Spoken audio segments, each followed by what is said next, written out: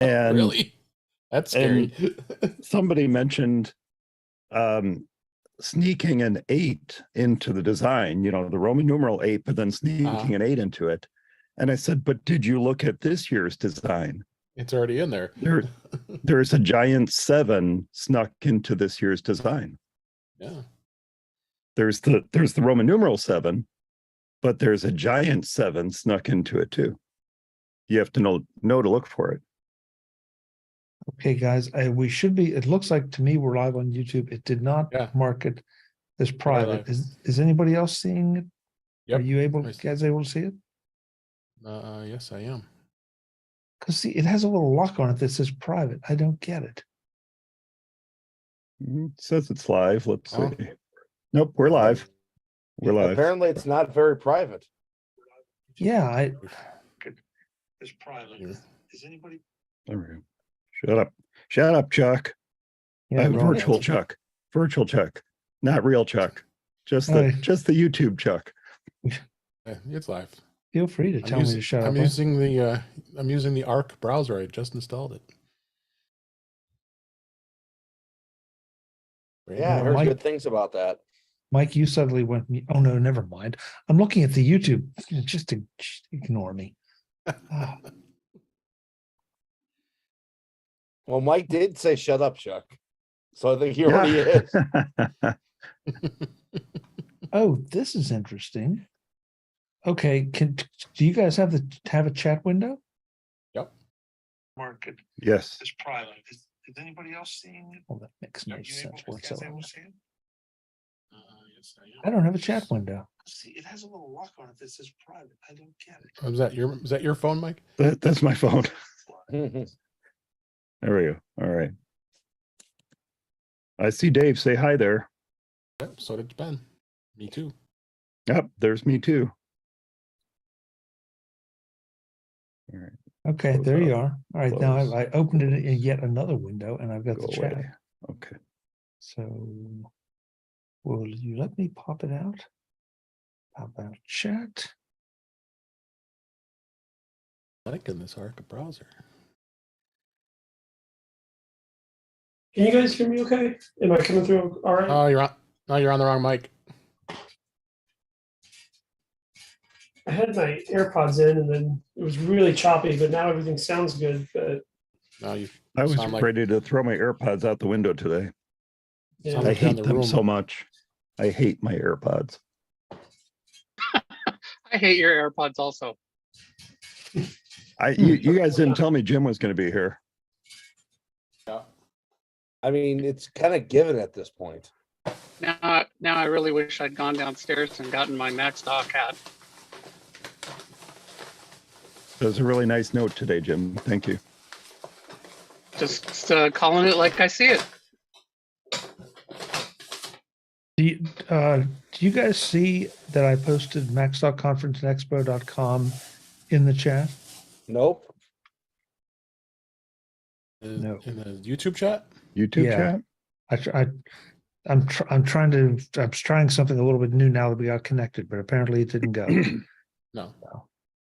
Do not understand. Hey Tim, we've recovered from Macstock, yes. Ben is totally recovered. I wasn't there. We missed you, buddy. I'm not sure I'm recovered. And I wasn't even there. There you go, Mike. Awesome. You got the new mug.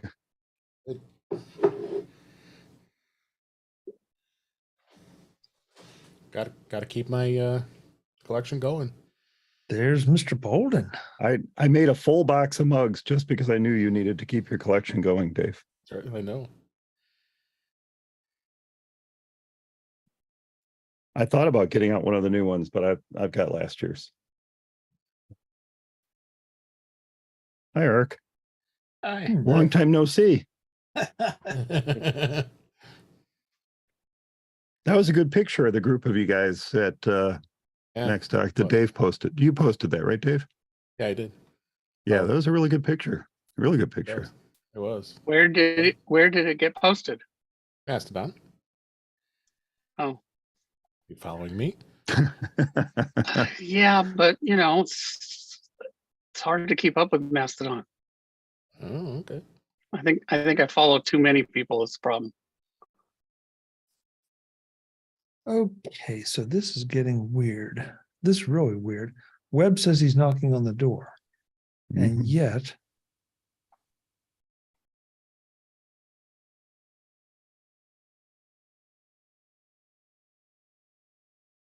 no, leave me alone. Oh shoot. So chat previews, chat. There's chat. Okay. Participants.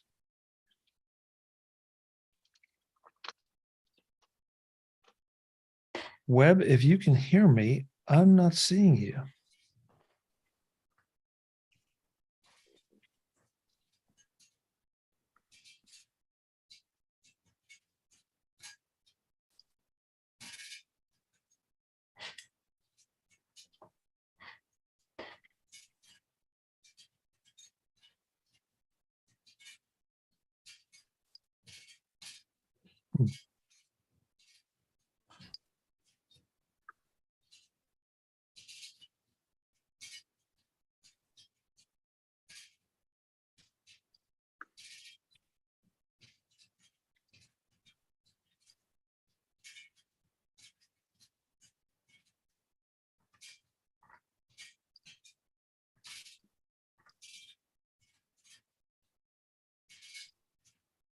Why is Ben the only one There we smiling? go.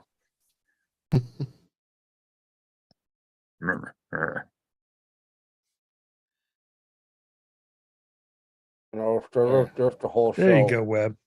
There's Webb. It would help if I clicked on the right link. I looked at it. It was the one before Macstock, not the one after Macstock. So You gotta. you might not believe this, but I thing. call this user error. So Yes. So how was hanging out in last week, Webb? I had enough things to do that keep me busy. So Holy cow. Okay. Yeah, Webb, you're making me paranoid. I've got enough problems here with YouTube. And then you say you can't get in. It's like, oh man. Here yeah, we go. I clicked the wrong link. I'm sorry. No problem. No problem.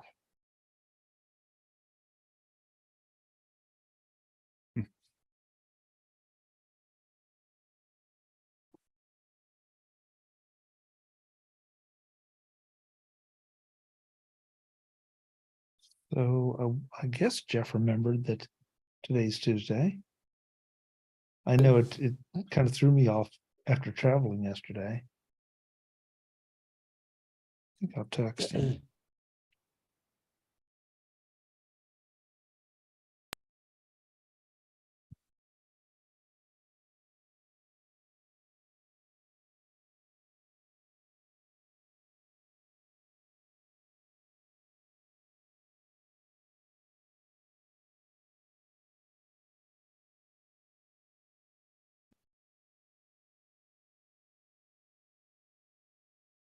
Catching up on his beauty rest. Hello, Mark. Hey, Mark. Hello, Chuck. Hello, everyone. How are you all? Hello, Mark. Mark. Eric, Webb, Jim, Brian, Ben. Oh, Mike and David. Mike. Good to see you all. Cool.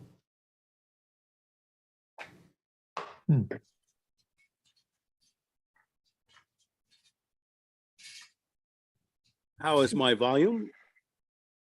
And my Sounds mic? good. It's good. Volume's good. Sounds all good. Other accounts. Wonder what happens if I do this.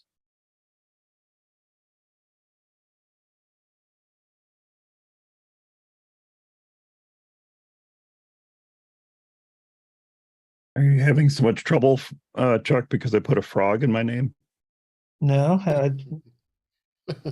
Okay. Is there any chance that anybody saw that Macstock conference in Expo I did. URL? Yep. Yep. You did. Maybe, just maybe I got it after all this time. Okay. Cool. Maybe Okay. links are active. Too late now. I think that was last yeah. week. I see it. And you're logged in as MacVoices TV. Yeah, okay. Yeah, don't ask me why. The whole thing's weird, but I feel better now. Now I understand. We can talk about that offline sometime, but all right. Well, I don't know. I didn't see anything back from Jeff, so I hope he's okay. Hope everything Oh, he's at Target buying underwear. You know that. okay. How did he get in without pants? So what does that mean? It's Tuesday. Ben, you need Okay. to ask him his secrets. Okay, so Jeff will be a little bit late for some personal reasons. So, but he's going to be. I think he's going to be here. So, all right. I forgot one thing. I shall return. The show's ours now. Yep. So in 3, 2, 1. Underpants. Underpants. I was goofing around my audio. You guys can hear me, right? Yeah. You're still like in the room. It's like you're using your room Yeah, mic. Yeah, my freaking AirPods aren't working right. And Yeah, welcome to my world. You're using your Max mic, or Yeah. all right. Well, now that we got the underpants out of the way, so to speak. All right. Okay, I think we're good. All right. Now Brian has me paranoid. I am coming through this mic, right? oh, you're fine. Okay. I don't hear Yeah, you tapping on it though. That was Oh, did weird. you Yeah. tap? I didn't hear you tap it though. One more time, Mike. No? Try it. Tap it. Oh no. No, don't try to fake us out.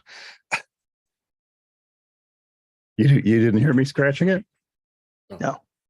Huh. Well, Your Mac mic. Zoom says that I'm on this mic. Sometimes they're lies. Yeah, it Sounds good. sounds like you are. Oh. That's the weird part. You sound great. Okay. Well, let me try one other setting. I could set my iPhone to be a microphone. Let's see. Maybe that'll be. okay. Is it set to your Mac as your mic?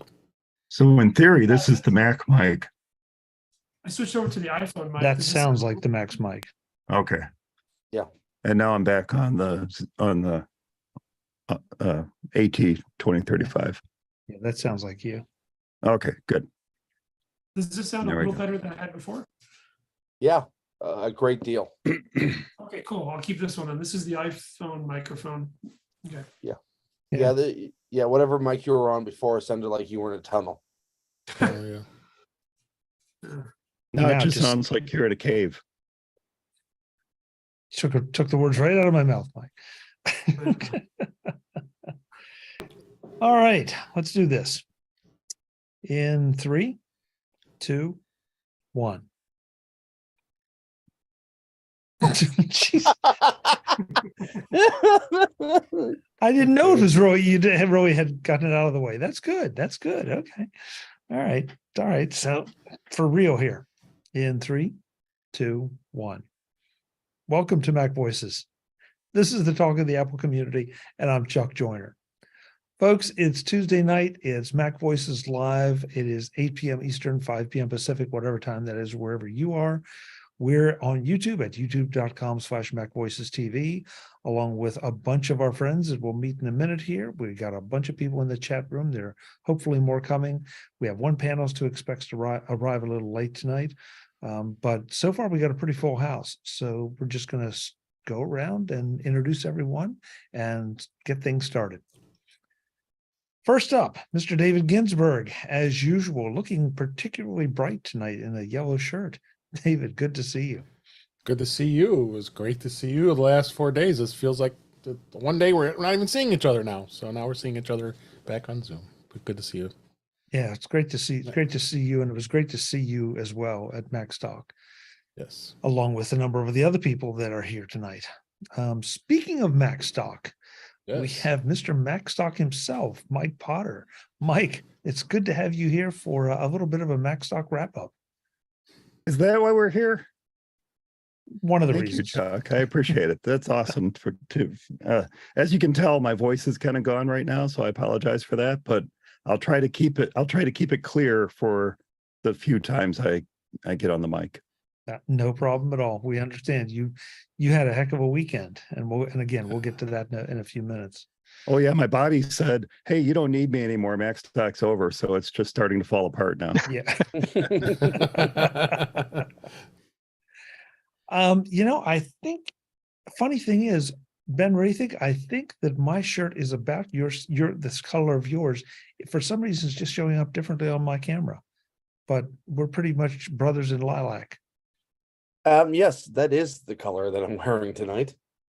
Yeah, so that's what I was trying for, but I don't know. The camera doesn't like it for some reason. Yeah, it looks very blue on the YouTube. Yeah, Does too. Your even the Yes. Zoom. Your face looks kind of blue too.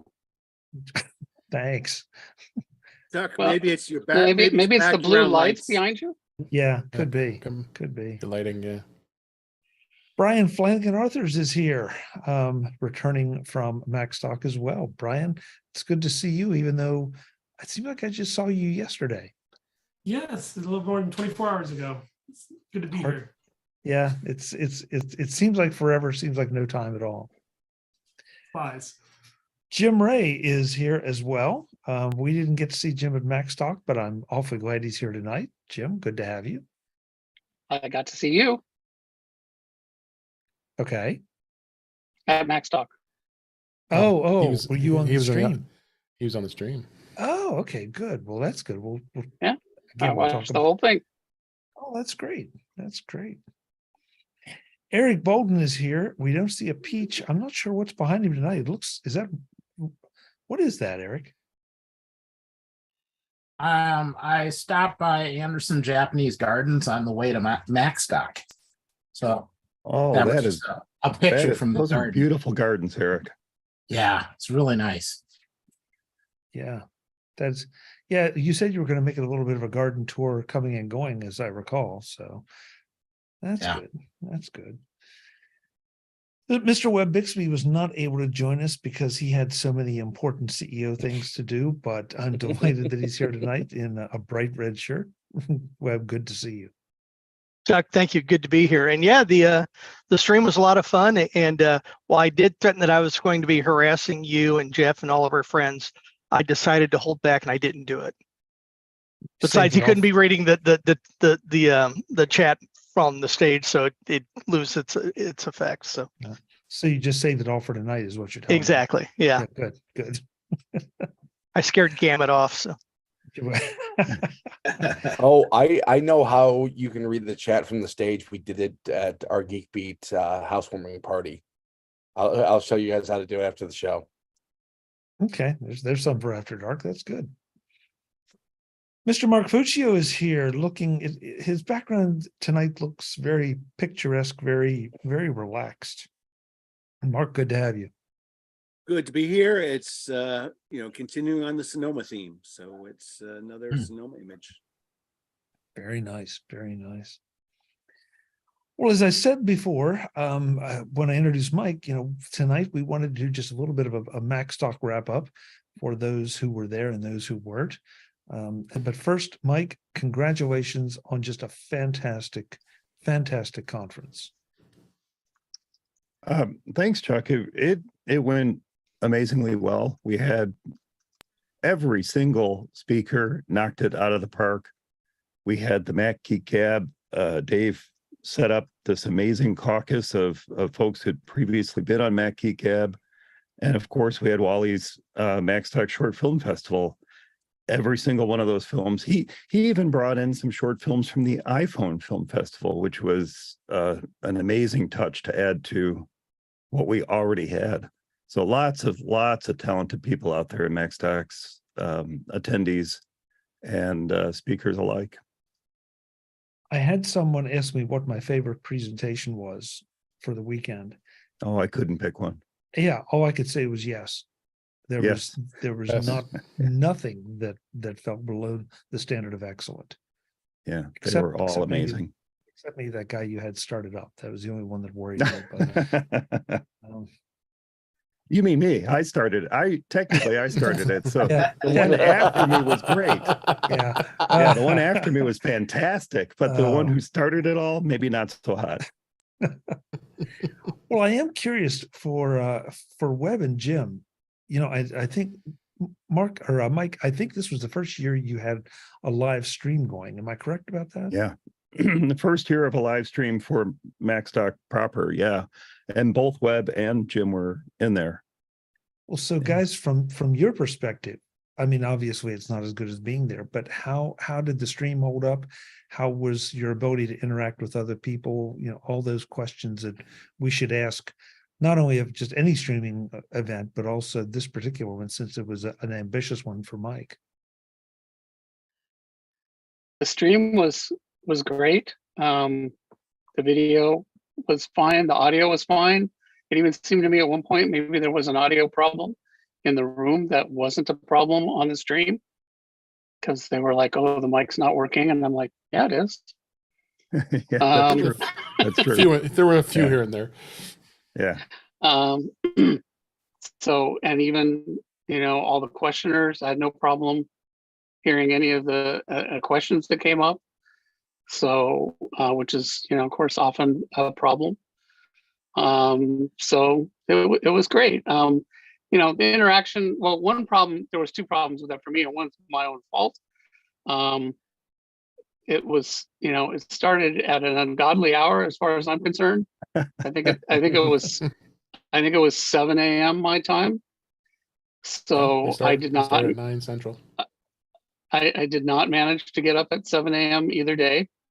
So, but I did discover that I was able to jump on the live feed and then rewind it, so I didn't miss anything. Yeah. But that did mean any, you know, comments I put in were, you know, not really Asynchronous. timely. So asynchronous, yeah. So on Saturday I managed, you know, and you know, in some ways it's even better, you know. I was able to skip through all the breaks and just tap tap tap tap. So, you know, and I think my chair was more comfortable than it looked like the ones in the room were. Okay. And on Saturday, I did manage to get within 15 minutes of real time by the end of the day. Then on Sunday though, I got way behind, and in fact did not watch the last two sessions until yesterday. So, and I also couldn't find in the morning, I couldn't find the live chat. I'm not sure. And I noticed I went back then later yesterday, I saw it, but there wasn't anything in it. So I'm not sure if the live chat was enabled in the morning. It was in the afternoon, but yeah, it was Should have okay. been. Yeah. Should have been, but I don't think you can chat after the live stream ends. Right. It'll be there. You can review it, but I don't think, Right. yeah. Well, I couldn't figure out how, you know, and it might have just been me and sleep deprivation. But anyway, it was great. Next best thing to being there. And all the sessions were great. And it was fun, like during some of the breaks or the long shots to, oh, yeah, I see so-and-so over there. I see so-and-so. It would have been kind of cool to maybe have even some longer shots to get more of a sense of the room. Eric later sent me some pictures, so that was fun. But yeah, great job. That was one of the best, you know, remote things I've seen for a conference. Very good job. Jim, if it makes folks that may have been watching the pre-show here know that we were fighting YouTube a little bit, and I still have one window up that still does not have a chat in it. So I don't know if just whatever the part that fires up a chat is just sometimes just doesn't happen or not. I don't know. It's just interesting. You're talking about right now? Yeah, right now. Yeah. So it's interesting. You would say Oh. that you had that issue when I'm having exactly the same issue in one window, but open another window and it's fine. So figure it out. I don't know. I've always been able to get the chat working on MacVoices. It's working right now for me, but who Yeah. knows? Yeah. Webb, how about from your perspective? I did understand that you were making some commentary in the live chat, although Mike told me only after the fact. Yeah, Well, me too. I got like first of all, the stream was solid. I didn't have any problems with the stream. I didn't have any problems with the chat dialogue on the YouTube side. So the stream itself was solid. The only thing that from a viewer, watching the stream, and the problem that you already knew that you had was any questions from the audience. People are reluctant to use their microphone, and we didn't always get to hear the questions. So sometimes you can figure out what they're asking, but that was the only downside. But that's not a production problem. That's a people problem. So I was really impressed with it. It reminded me a lot of. I don't go to a lot of Mac oriented or shows like this. I can tell you all about actuaries and mortality if you want, but yeah, it reminded me back to the old Macworld days and some of those sessions that went on. So I really liked that. So it was fun. Oh, I wow. enjoyed it. Well, thanks so much, Webb. Good. That's great. That's great. I really like the way you had the speaker next to the slides. That worked out really great. And the way you had that with the background and everything was so professional. I've not ever seen that done that professionally for any remote event. So, and it really adds a lot to have the speaker, even when you're looking at the slides. It's so much nicer than just slides. Yeah. Well, I will give full credit for that to MacStock's attendees. So what was it, the week or 2 weeks before we did the live stream to test all this stuff out? And I had two different ways of setting up the presentation. One, just the presentation by itself, and one with the speaker next to it, and had those helping me test stuff out vote on what they like better. And to a T, everyone said, leave the speaker right there on the right. And on the big screen in the theater, because we got to see in the theater, we saw what you saw. So we had a large screen up on the wall that was showing the program feed that was going out to the live stream.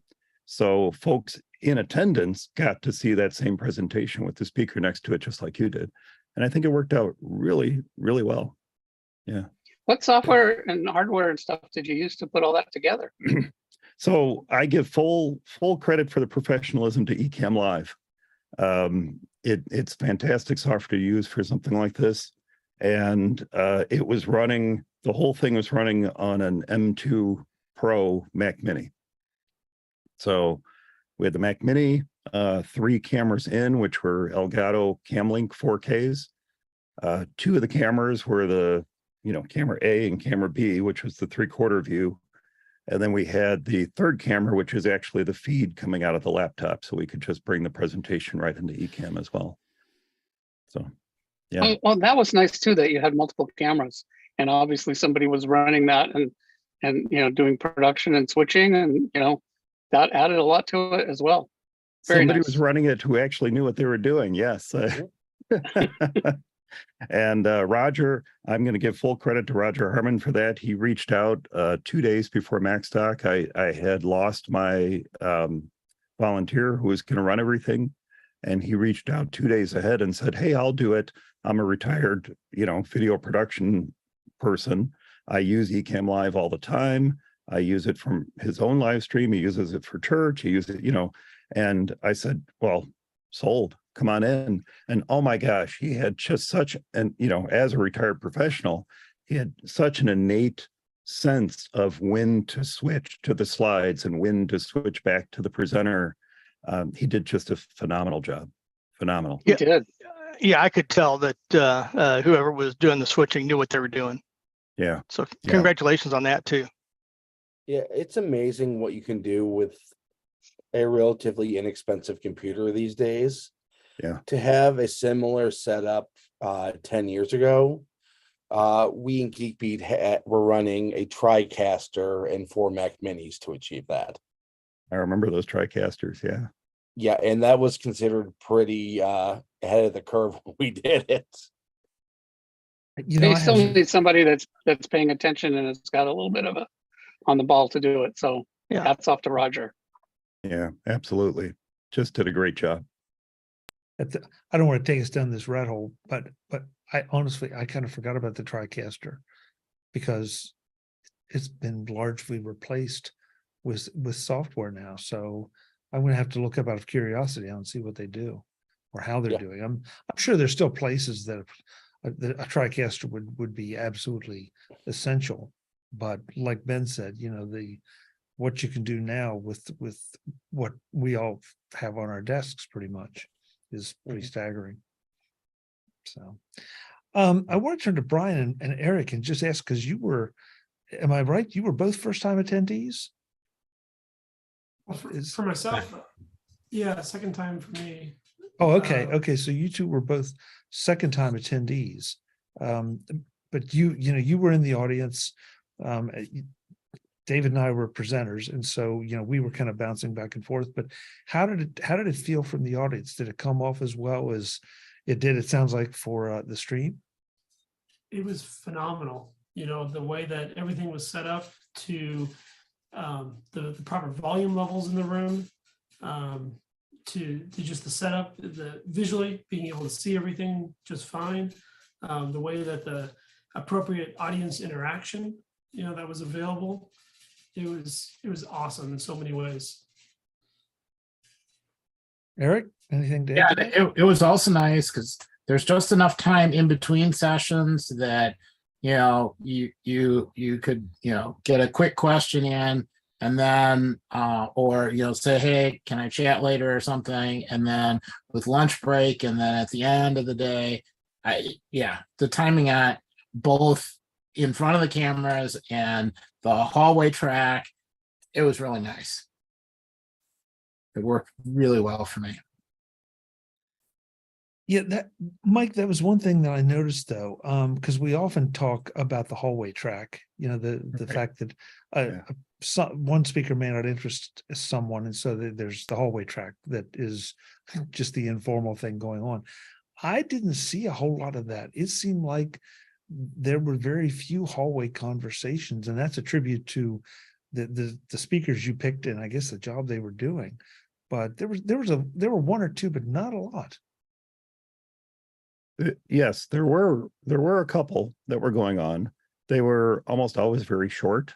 And then they came back into the main room. We had to make that kind of 11th hour switch to a new venue in late April, early May, and the new venue was smaller. But with 2 days behind us now, I really think that lent itself to this ability for people to interact and feel closer to the presenter, because I don't think anyone was more than what, Brian, 20 feet, 20, 25 feet, something like that from the presenter. So we're all in this close company, and it really allowed people to have the interaction that I think they hope to have with folks who are presenting, and then vice versa. The presenters wanted to have that interaction with the attendees. So from that perspective versus, the venue we've had before, where people could easily be 75 to 100 feet away from the presenter and effectively be isolated from everyone else, we had the opposite of that here at Stage Left. Yeah, as a presenter, I felt it was such a good immersed way of being able to interact with the audience, and you guys who were there saw it. I mean, I was just on point, getting things going, looking back and forth throughout the audience, checking things, and you got that full perspective view of it. We had the screen off to the right, so it was kind of nice, the screen off to the right, because it kind of became my confidence monitor, really, because we were always so used to looking at the screen, but I was, I didn't have to look very far to look, at the screen, and I was just cranking through and getting the points across to everybody, and it just gave it, as a presenter, I say my experience there was really, really great. And I was gonna say, to add on to what was brought up about the approach of being able to ask questions, not just during the presentation, Right. but the way the venue was set up, where everyone was so approachable, where, you know, we had those nice breaks in between, and the ability for people just to walk up and casually, you know, comment, say, oh, you know, a question that didn't occur to me during the presentation, but it occurred to me now. Or there was a case of, you know, like a follow-up, you know, there would be a question asked, like, you know, let me get back to you on that one. And then having it over 2 days, being able the next day to come back and say, hey, I got that answer for you. You know, that was really cool too. And one other thing that I've not experienced before, certainly at Macstock and maybe only once or twice other places, but it wasn't quite in the round, but it was, you had audience on left, right, and in front of you. And so that's, you know, and I'm with David. I like that because it definitely created a very intimate feel. That, you know, you just had to pay attention to making sure that you were engaging with all three sides. But I love that. I thought it was great. But then Allison had to be right in the front row, of course. Yeah, well, that is one change you should make, Mike. You know. Yeah. I will say, when Dave started to explain how he felt being up on the stage with people around him, I have to admit, the very first thing I thought of was Elvis's 68 comeback special, where he had the black leather suit on and was like on the stage at, you know, audience level, and was, you know, had that similar 3/4 experience as he made his comeback. Now, Dave wasn't making a comeback. Dave's been speaking at every single Macstock since the beginning. But as he described it, I pictured Dave in a black leather jumpsuit, you know, with his fans, his adoring fans around him. I should have put the collar up. I want to see Dave in a black leather suit, you know, with a little handkerchief mopping his brow. Ooh, I like do a little Yeah. Elvis move. Oh yeah, that's okay. Dave, you're setting yourself up. You're asking for it. Yeah. You're now committed. Yeah. No. Not committing to that. Mike, before you lose your voice, though, I want to make sure, you know, we're talking about this great experience, and at the risk of sounding like this is a commercial, it's not. This is informational. People can still sign up and get access to the recordings. Oh, yes. So I haven't had a chance to rename it, but essentially what was being sold as the virtual pass, what gave people the live stream, is going to be rechristened the digital pass now that Macstock is over. You get this, other than the ability to sit in live, you get the same content. So, you know, that, you know, the replay of everything. I should have everything edited and out and ready to go within, you know, certainly within 30 days after Macstock ends.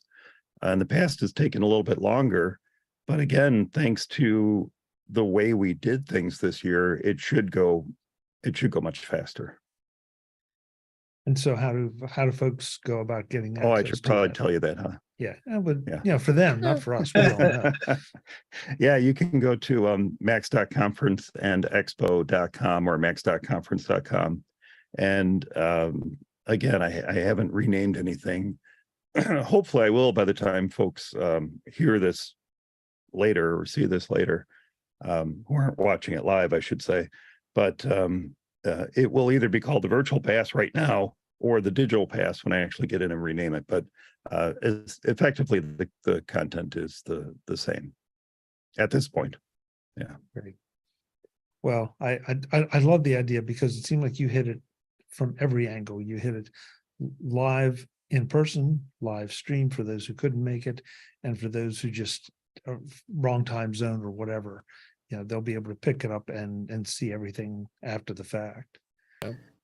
The only thing, oh, sorry, go ahead, pardon me. No, I was going to say, you know, in the days leading up to Macstock, because this virtual pass was new, it was new equipment, new software for, I mean, I've used Ecamm, you know, I use Ecamm for my podcast, and I've used it for the Macstock live streams that we've done and things like that, but I've never used it in this capacity. And then with all the new equipment that we're running, the new wireless microphone system, I mean, everything was new. That was seriously the thing that was weighing on me the most was, is this virtual, stream, is this virtual pass going to work? And to hear Jim and Webb both say that it worked really, really well, even if there was a glitch or two, that's way beyond, I guess, my fears last week and the days leading up to MacStock. I felt really comfortable with the in-person stuff. I mean, it was our 7th year. I felt really good with that. I felt really good with how we were going to do things in-house. But the folks who were joining virtually, oh man, I was so worried for you, Jim and Webb. And yet I kept checking in on you guys throughout the day, and it looked like it was going smoothly. I would check in at least 2 or 3 times during each presenter just to see how things were going.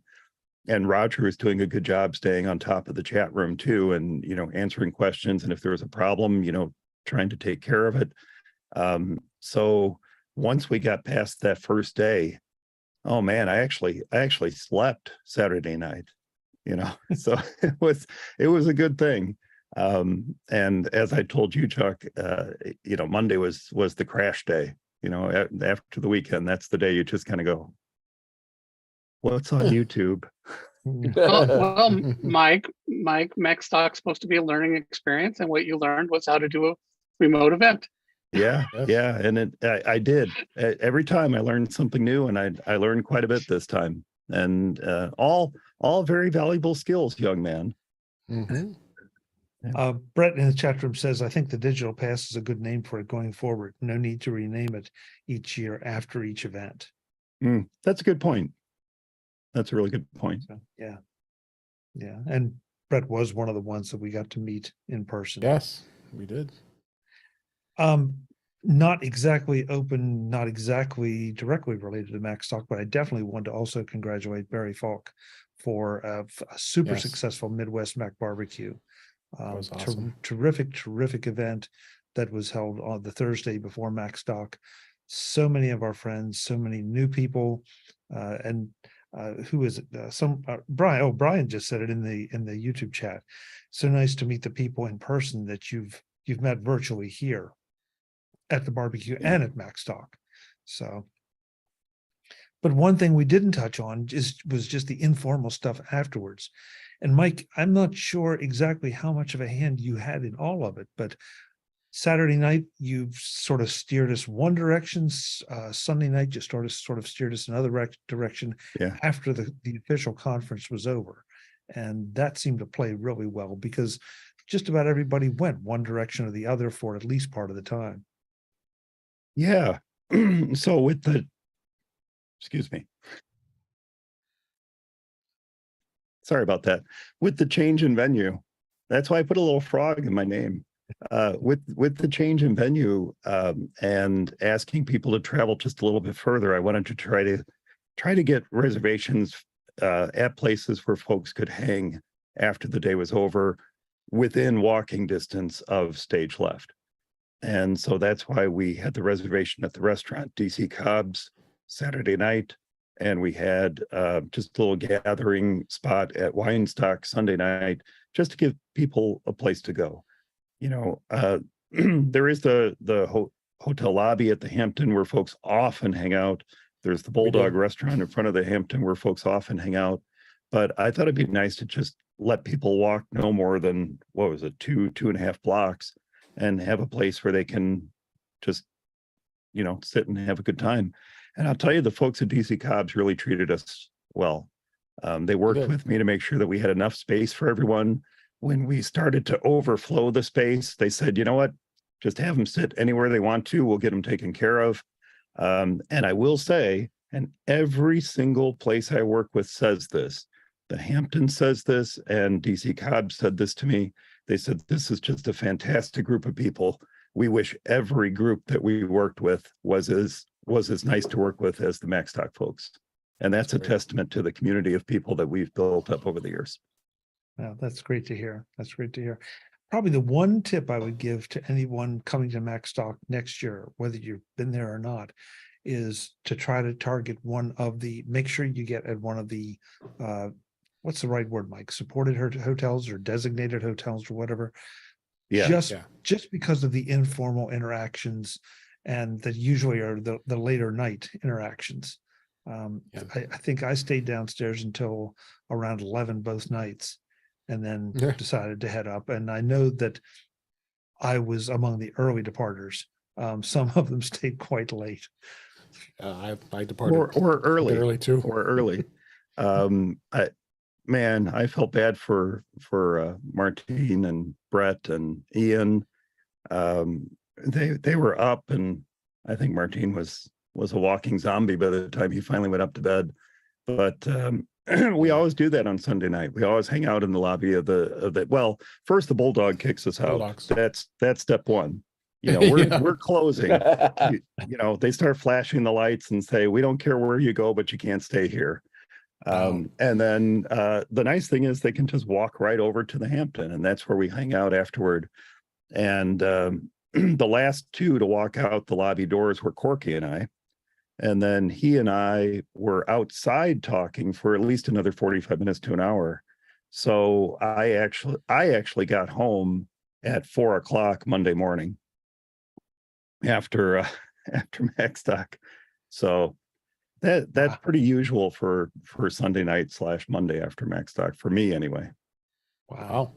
That's probably why I lost my voice. It probably didn't help. Yeah. And Mike, there's so many little things, and if forgive us, folks, if this is a little bit inside baseball, but I think it's important to give you a sense of just how great the conference was, how great the people are, not just the speakers, but the attendees as well. But Mike, you had Canada represented, you had Australia represented, UK, Netherlands. Netherlands, yeah. It's amazing. It's amazing how far people come from MacStock. And I made one of the people who came from overseas across the pond was first time MacStock attendee. And I made a very pointed effort. I try to do this with everyone who's new. And if I miss somebody, I'm so terribly sorry. But I did make a pointed effort to seek her out and just make sure that she was having a fantastic time. And she had a good time. She had a good time, and I'm so glad of that. And Ian made a great time of it, and is still on holiday as far as I know. And of course, Martine always has a great time. Martine's a regular at MacStock. Yeah, she even made it to Barry's barbecue too. Yes, she did. Yes, she did. Yeah, that's where I got to talk to her, and fascinating lady. Fascinating lady with what she's doing. Fantastic group of people all around. Mike, I had someone ask me, and I've wondered, but I'll do it anyway. I mean, you don't have any dates for next year yet, do you? No, I don't. I don't. Very often I do. In past years, BC. What would happen is a week or two before the MacStock would take place, I would set up the next year's dates with the conference center. But I'm not really sure of anything at this point. So generally we're around the same time, but I have a couple different ideas of what we can do with MacStock this year. And it just kind of depends on those ideas and how they play out, whether it's held the same weekend or maybe a weekend before, a weekend after, something like that. No, I don't have dates yet. Well, when you do, or when you have any information, we want you to come back. All you have to do is just let me know that you have something you want to talk about, and we'll get you on here and help spread the word, because it is such a fantastic event. We can't thank you enough as a community for what you've put together and how you do it and how much effort you put into creating just a fantastic experience. Well, and I mean, you said it just now in a roundabout way, but the thanks really go to the community. The thanks go to the speakers and the volunteers and the attendees. That's really the heart of what makes MacStock what it is. And I'm just so thankful for everyone who comes back year after year, and those who come for the first time. Those first timers, excuse me, I'm so sorry. Those first timers often become regulars who attend then again and again in the future. So just such fantastic people and always willing to step up.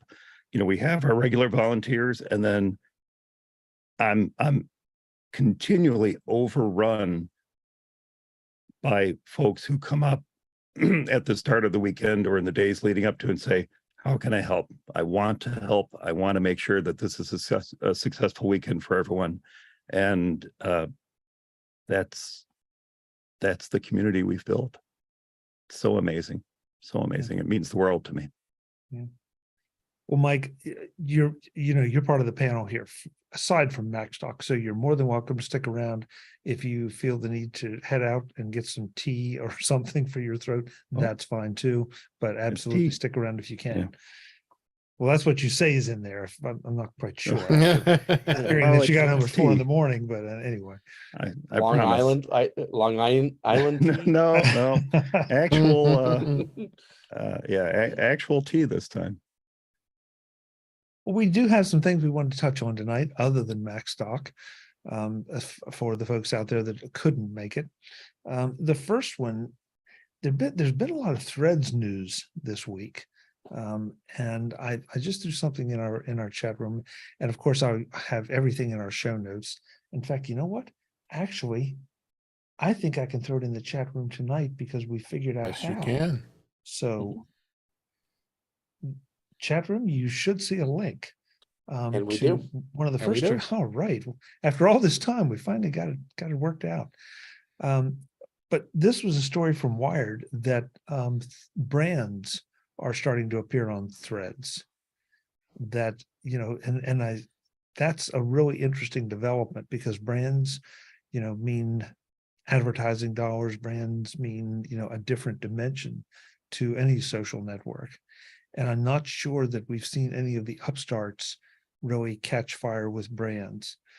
Something I noticed though in my threads this week, which was not so great, is the usual bots of some kind with let's see, how should I say this? Scantily clad women following me and sending message, that they want to be my friend.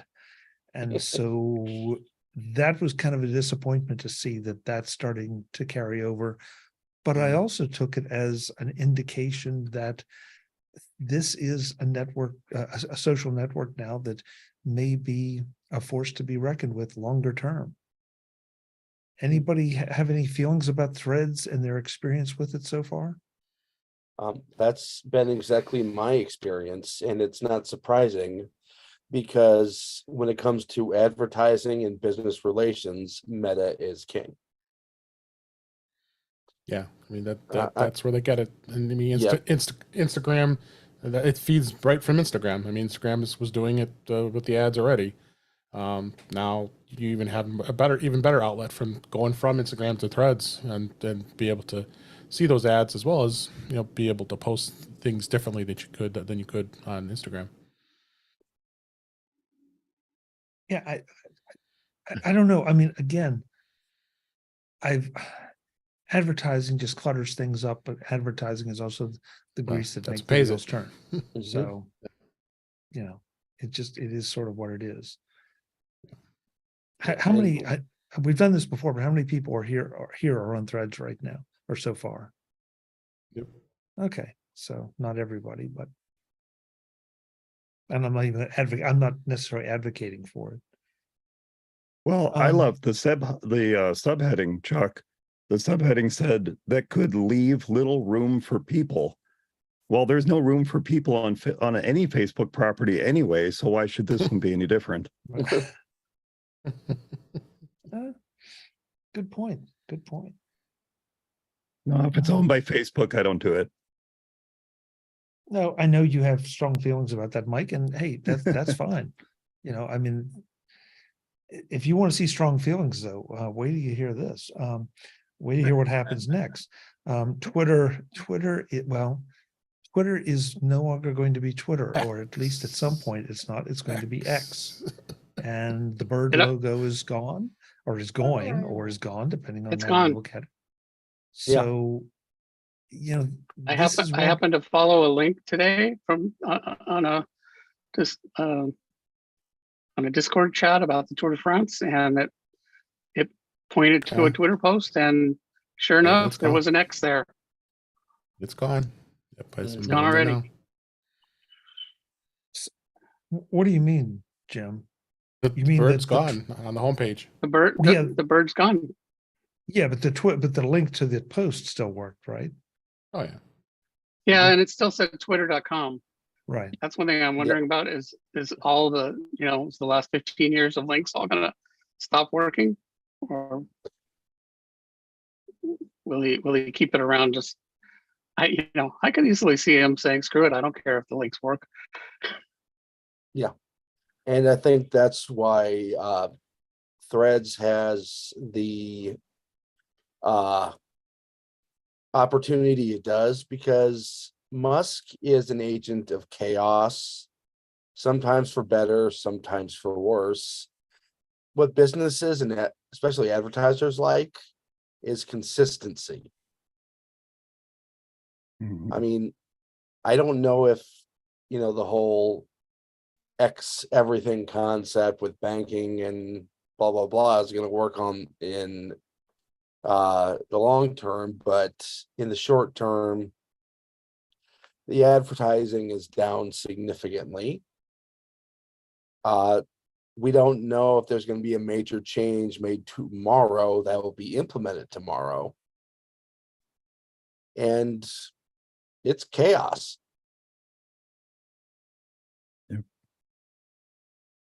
Well, Mark? I would comment, a couple things. I think having been, in a prior life, a very aggressive, podcast advertiser. The thing that's important is size of audience and reach. And the key question, I guess, for Musk, or anyone thinking about Twitter is, yes, there may be some turmoil as they go through some of these naming changes, but if that is a transition and they maintain their audience size or increase it afterwards, that's positive for advertisers. The worst feeling is you pay for n number of however you measure what it is, impressions or or reads or whatever, users, downloads. There's different ways to measure these things, and in reality you get 0.75 or 0.66 or 0.5, and that's a problem for a lot of advertisers. So there's a whole lot of industry checks and balances to validate how big an audience size is, and so on and so forth. So it seems to me that a lot of people, a lot of companies are standing back from Twitter because it is very tumultuous and there's a lot of turmoil. It's not necessarily that they object to changes going on, but until the rate of change sort of subsides, and can have sort of a normal value proposition to advertisers, it's going to be really, really difficult to for them to justify large corporate level major brand advertising spend. So against that, I'm not surprised that the thing about Meta and Threads is it's new land grab, guys. This is very, very brand new, and people have to get out there and they need to establish relationships while it's still new and informative. Because if you're late, it's going to be very difficult, nigh impossible, and very expensive to try to capture new relationships and eyeballs. So in that regard, I'm not surprised at any of these things. And I thought some of the most interesting thing is that in the article that they're trying to adopt a more playful or in their words, sort of a playful and soft approach. And in my experience, that's the thing that always works. This sort of like, oh, well, we're selling XYZ soda for 90% off. How many cases do you want to buy? That sort of crass direct approach just really doesn't seem to work, in a lot of social media contexts. So it's interesting. I mean, I think last week we were talking about they had a huge rise in subscribers, and then there's a steep decline in terms of daily usage. it's still evolving. We'll have to see.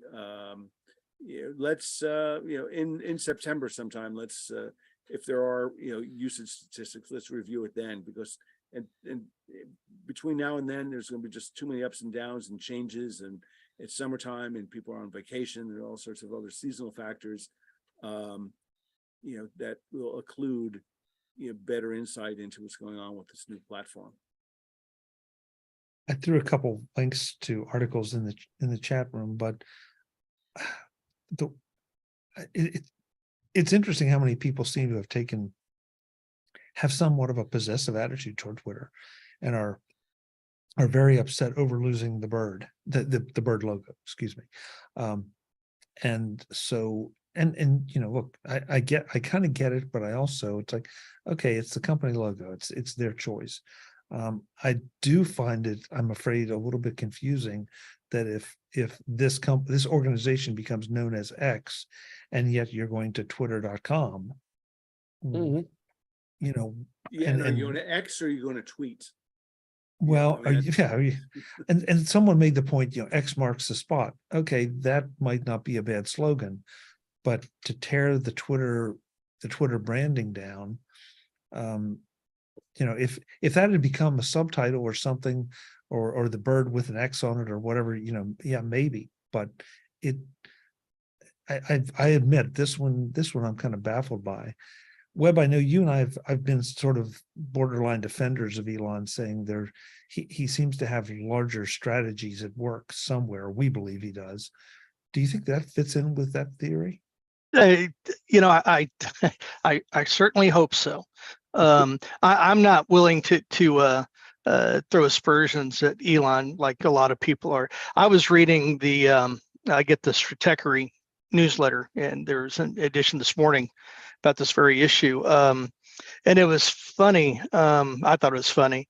Musk spent what, 44 billion on Twitter. Actually, it was about half that. The other half came from other investors, banks, venture capitalists, things like that. So, but still, okay, 22 billion. Okay. No, he's still responsible for the full 44. I mean, No, he's not. No, he's not. No, he's not. Yeah, he is. Half came out of his pocket and half is debt that, well. Let's not go down that path, Mark. I understand your point. Okay. But it was interesting. This article was saying that he bought the company. He fired most of the employees. He drove away all the celebrity users, and now he's changing the name of the logo. What did he buy? I mean, he fired all the people. He trashed the code and everything that the Twitter was built around, and now he's changing the brand. I'm still wondering what his strategy is here. But marketing user base. Okay, there is definitely, whether we like to admit it or not, there's still I don't want to call it a brand, but there's still a network of users that are still tied to it, and there's some value in that. I'm not sure what it is, but he seems to be, what's the word I want to use? He's pissing everybody off. And I think that's interesting. Still trying to figure, and then he tries to get to this single app. What did this article say? Is that he wants to turn into the WeChat. Well, yeah, but more importantly, and Ben, I think you touched on it, to become the biggest financial institution in the world by doing the social side and the financial side and melding it all together. I don't see it. Maybe it's there. Maybe there's something that I want to get to, but I think at the end of the day, he's just unifying all his brands under the X brand. He has SpaceX and the Tesla. He has a Model X, and I think he's just X crazy. So there's my 2 bits. Yeah, Webb, somewhere a while back, I either heard an interview with him or read an article about him that I don't know, this is what I recall seeing, but that there is some precedent for his ambition in in especially Africa, where everything is done on one app. And so, Well, WhatsApp's done that Oh, same thing in China. So, yeah, Mhm. so, I mean, if that's his ambition and this is all part of that, then okay, maybe I can see him working toward it. I admit though, the one comment, it just seemed like he is giving up a lot of mind share and a lot of intellectual property in trying to change the brand this quickly. But on the other hand, maybe that's what you got to do if you're trying to move quick and get into that space before somebody else does. are you gonna use an Elon Musk company for financial transactions? Nope. No. I was asking Chuck, but it just doesn't seem like, you know, this is not how you head in that direction. Well, Jim, I agree with that, but on the other, okay, so let's flip it around and say, 5 years ago, 10 years ago, would you have trusted Apple to be involved in your finances? So they Sure. partnered with maybe we would, but they partnered with an established name. Now, Mhm. what established name is going to be willing to partner with Elon might be another problem, but it would be hard for me to imagine how he's going to try to take on that burden as Well, opposed to partnering with someone. There's been no point where Apple's brand was crazy. How about And that's where- 1996 Apple, Jim? How is their brand crazy? Well, trading at $3 a share and people thinking it was going to get bought out by Oracle or IBM, and Yeah, but everything was that's looking not really sad until, I mean, that's not the that's Apple not the I would same want thing for as my financial. That's not what by crazy I mean. That Elon's brand now is nobody knows what he's going to do next. Yeah. And he keeps doing things that are inexplicable that nobody understands. That was not Apple's brand. Apple's brand was Pink. things didn't seem to be working, but they weren't doing crazy things out of left field that were they weren't, alienating. Jim, they weren't doing anything. They weren't doing anything.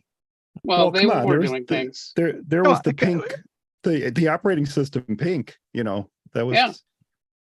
Oh, that wow, wasn't they got it crazy there. at all. They're grasping it. It's don't worry. The Apple today is totally different than the Apple of the mid 90s. Yeah. But the Apple in the mid 90s was really kind of a sad case. And Diesel was running the company, not Diesel. That was his nickname. That was his nickname. The German guy. Anyway, Yeah.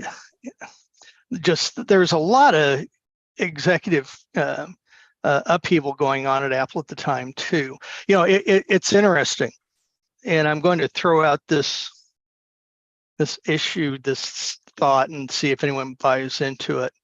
I think people are more interested in following what Elon Musk is doing, or Mark Zuckerberg, or Tim Cook. They're more interested in what the CEO's doing than what the company's doing. The focus is on the individual and not necessarily on the company. I think there's an interesting dialogue that's going on there.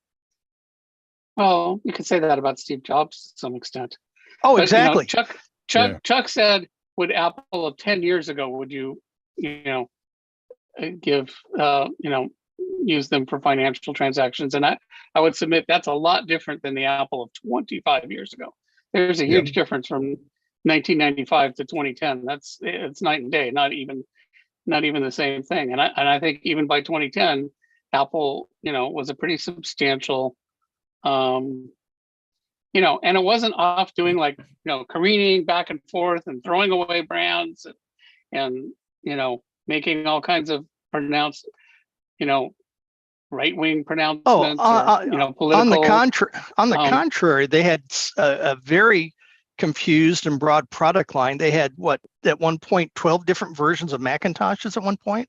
Not in 2010. You're talking about 25 years ago. Jim, let Okay. me make that.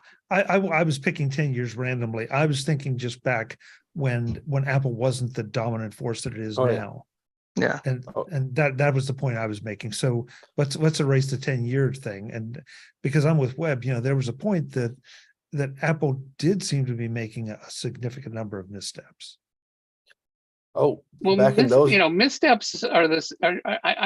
I think misstep is different than You're going you crazy. know what than being crazy, which is, you know, Elon's brand is not missteps, it's crazy.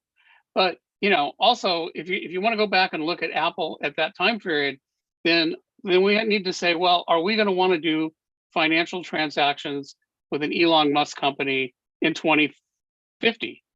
Because that's the time frame, you know, from what you're talking about of all these, you know, where Apple was, you know, seemed to be falling apart. That was 25 years ago. So 25 years from now, that's almost 2050. Who you know, maybe you know, some Elon Musk company in 2050 will be all like, yeah, then of course, you know, but that's, you know. Yeah. Hey, Mark has to go. Mark, thank you so much for being here. Where can folks find you when you're not hanging out in the vineyards? Let me Mark, unmute. you made Okay, yeah. So you can find me on X, formerly known and widely known as Twitter, at MARKFUCCIO. So great conversation. So sorry I have to go early, but enjoy the rest of the show, everyone here. Thank Both you, Mark. panel Thanks and for audience. thanks for coming. Thanks for coming. Bye-bye. Interesting description. The social network formerly known as. Yeah. Brian, The you ex had Twitter, some- yeah. yeah. Yeah. X Twitter. That's interesting web. Yeah, that wonder if that domain's available. Yeah. I was looking at a biography of a friend of mine who worked at Twitter until recently, and now he's at Reddit. So I don't know how he seems to have weird luck. His biography was, you know, ex Twitter, and I told him he needs to change his biography to XX.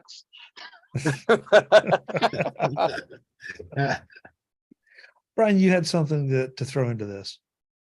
Yeah, I was looking at the article that was posted, and I noticed that the CEO of Twitter had brought up, you know, some of the changes related to going over to, you know, x.com, and in the message she had written, she said they're mentioning that the future state of unlimited interactivity centered in audio, video, messaging, payments, and banking. And I think about, you know, what I think, you know, using Twitter as a you know, micro blog, whether it's posting stuff or reading stuff, you know, I think of just the, you know, that how it's designed with that short term, just a little, you know, snippets of information. And I certainly don't think of them as my go-to place for audio or video. You know, yeah, I'm sure if I'm catching something with sports, maybe I'll see a clip of, you know, a home run hit, or, you know, a 3-pointer at the buzzer, you know, whatever it is with related to sports or something of that nature. Sure. You know, and I know that they're doing those, I believe they're called Twitter Spaces or maybe X Spaces, whatever they're called now. But, you know, you get those live audio type things going on. So I get that to an extent, but it's kind of interesting how she's pointing out, you know, some of these things that are really at this point very off base and off brand to what I think the majority of people are using Twitter for, and maybe even how they think they might be able to disrupt the game of what current other platforms are doing in those spaces, and whether or not they can take a hold on them. So I thought it was kind of interesting. Yeah. Eric, you've been awfully quiet during this discussion. Are you just zenned out in your Japanese garden there, or? You know, I find now that Twitter's X, I am so distracted by the logo, because I keep thinking X Windows, or I've seen the X logo, or I've seen X used as a logo or a symbol for companies all over the place. I can't help but think that that will become a conflict.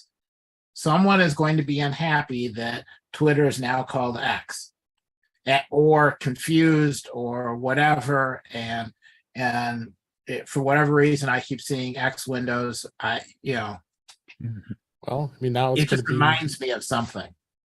now it's going to be X's instead of tweets.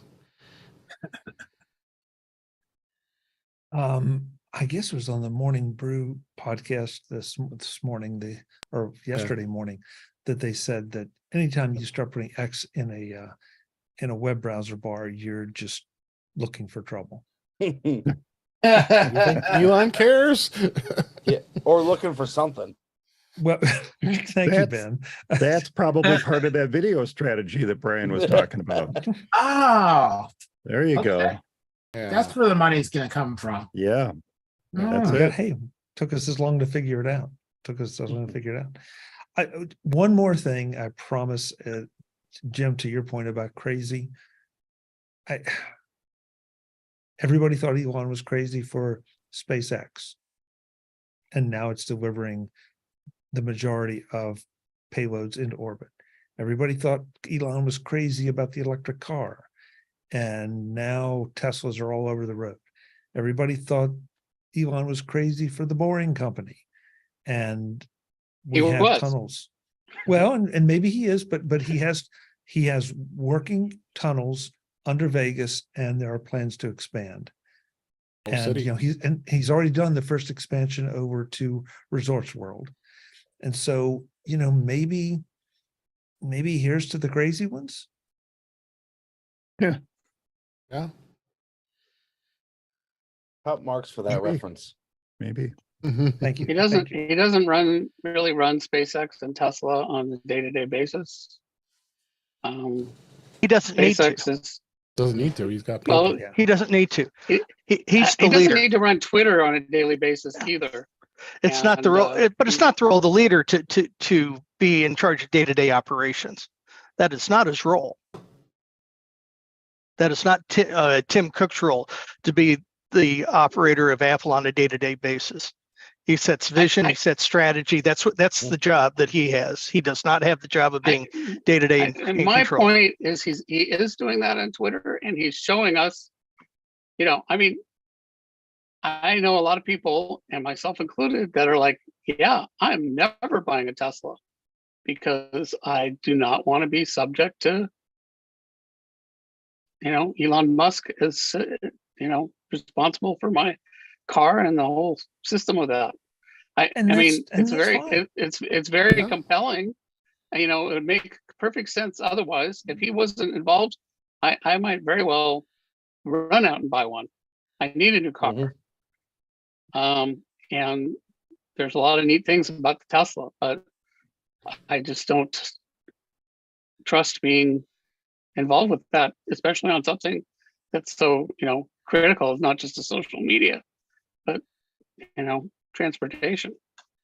And Jim, that's, you know, look, that's absolutely your choice. And, you know, Uh, but Webb makes a good point. Even Jobs wasn't necessarily involved in the day-to-day operations at a what's the word I want, Webb? At a management level. Mhm. That's probably not the right phrase, but at an operations level, you know, he was, think about all the books and all the articles about he and Johnny Ive. And, you know, so he was a lot more design oriented and product oriented. And then Tim Cook came along and he's more supply chain oriented, but he's not, you know. I think necess- Tesla and SpaceX are being run well. The Mhm. concern is that Elon would jump in and decide that he was going to muck with it. That's my concern, Fair concern. because we've seen how he, you know, how he does that. So I mean, Um, I mean, Webb can attest this more being a CEO himself. You know, he openly admitted that he shouldn't be CEO. He got a CEO. He's chairman. You know, he's the one that's backing up the finances of each of these companies. So it just took him time to get this with the way Twitter is now. But I still think it's crazy that him changing this. I mean, we you know. Tweets and Twitter is a verb. I mean, it's an action. Yeah. And you're changing it to X. I mean, everybody in the media has been questioning this. Every article I've read, or you got anybody making a comment. This is just an absolutely crazy idea. We shall see. Yeah. Hey, I want to get to a few other things though before we need to cut out of here. I'm going to throw a bunch of chat links in the chat rooms. The first one is, and there's a bit of a theme here going. Well, that's interesting. Why did it do that? Sorry. The first one is The first one is supposed to be the YouTube Premium price increase, Mhm. which is the first of a number of price increase stories here we have today. And Mike, if I remember correctly, you said you had some feelings. Is your voice up to for you to express those feelings? Are you up to hear my voice? It actually sounds better. Yeah, because I haven't been talking. Yeah, we gave him a rest. So it's interesting because this actually came up over the weekend. I had a conversation with someone, and I honestly can't remember where this conversation was held, but I had one with someone, and I said, the issue I have with YouTube Premium is that it includes YouTube Music. I don't want YouTube Music. I want commercial-free YouTube. That's what I want. I don't care about the music at all. So when you sent this article today, I just did a little math. According to the chart in the article, YouTube Premium annual for an individual is 140 bucks. Round up, we'll add that penny to it. It's 140 bucks. That includes music, and YouTube Music annual, just the music by itself, is $110. So that puts the value of commercial-free YouTube at 30 bucks a year, or $250 a month. If you look at the family plans, the value of the commercial-free YouTube bumps to $6 a month. That's what I want. I don't want to pay 140 bucks a year and get the music. I want to pay 30 bucks a year and get just commercial-free YouTube. And yet that's not offered. The real value in this is for the folks who want YouTube Music. For folks who just want commercial-free YouTube, this is a complete ripoff. Why would I pay this crazy amount of money when all I have to do is wait 5 seconds and click skip otherwise? It's silly, but I have zero use for YouTube Music. So, but if I subscribe, that's what I'm paying for. That's really what I'm paying for. So give me commercial for YouTube for $3 to $6 a month, and I'm there. Yeah, Yeah. I would Ben? I would completely agree. But you won't. No. Yeah, I also I mean, don't care about YouTube Music, but I do pay for YouTube Premium, and it's worth it for not. It's amazing, night and day, the difference. oh, And Mhm. I've experienced and it. I know a lot of other people that, I held off for a long time because I can click through, Oh no. and but it's really it's definitely worth it. And I wish they weren't increasing it, but I'll definitely pay it. That if I only had to pick one streaming service, that's the one I'd pick. I use it a lot, and I use it a lot more now that I have premium. I could never go back. I could never. I can't go think back. of any other commercial-free service that costs as much as YouTube Premium does. And it it's as amazing as all these channels are that I subscribe to, the value proposition to me, it just isn't the same. I would rather watch the commercials, because the commercials pay for these creators to put their videos out there and get it's paid my to make a understanding living that off of it. They make their money that off that the too. creators make actually more money if On premium. somebody that's a subscriber, Yeah. when a premium subscriber watches it. So that's one of the things that I Until that built music in. money. It's like Content creators. Ben, you've been trying to get in. I'm sorry. I was going to say, the ads are kind of on an algorithm. They start out where you can skip after like a couple seconds worth of ads. Then they go progressively longer. Yeah. That's true. I think the longest I encounter is like 10, 12 seconds, something like that. Longer I've than I've had them close to a minute that you can't click out of. You're watching different videos than me. that. Some allow you to skip, some don't. But Yeah. But the other thing is that I find that because a lot of times the ads at the beginning, and so before I had YouTube Premium, a lot of times I was very reluctant to even watch a video because I'm like, I'm not sure if I want to watch this video or not. But I may have to watch 30 seconds or even a minute of of ad to even see the first second of the content. At which point I may be like, oh yeah, I didn't even want to watch this content, or maybe it's great. So now it's like I go immediately to the content. So it's it's me two people, like I know a lot of people that think like you. And like I say, I resisted. I signed up about a year ago. And I just, finally like, I'm going to do it. I knew several people, including my brother, that was like, it's just great. And once I did, I was like, oh my gosh, yeah, I could never go back. And I do feel good because, it's my understanding that the content creators get more when I watch it than when somebody watches the ads. And that's fantastic. I love that. I really do love that. But again, doing the math, that's $30 a year that goes to YouTube content creators. The rest of it goes to the music, and that's fantastic too. But again, I will never listen to that. I don't listen to any streaming music services. I have the music I want. I don't want to listen to some random music out there. So where I'll did you pay see that this? $30 a year. Only $30 a year goes to the content. I've never heard that. Well, it's 140 total for an individual. And if you get music only, it's 110. So that's $30 difference. Music only is 110. Music and commercial for YouTube is 140. I didn't even know they offered music only. Well, according to the article, they do.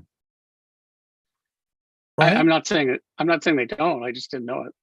Yeah. So that's what I was basing those numbers on, is if music only is 110 and music and commercial for YouTube is 140, give me just that commercial for YouTube.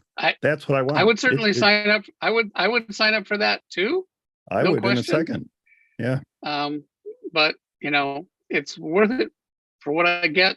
So I sign up for it. Right. I get that. I pay and you annually listen too, to the so music though, right?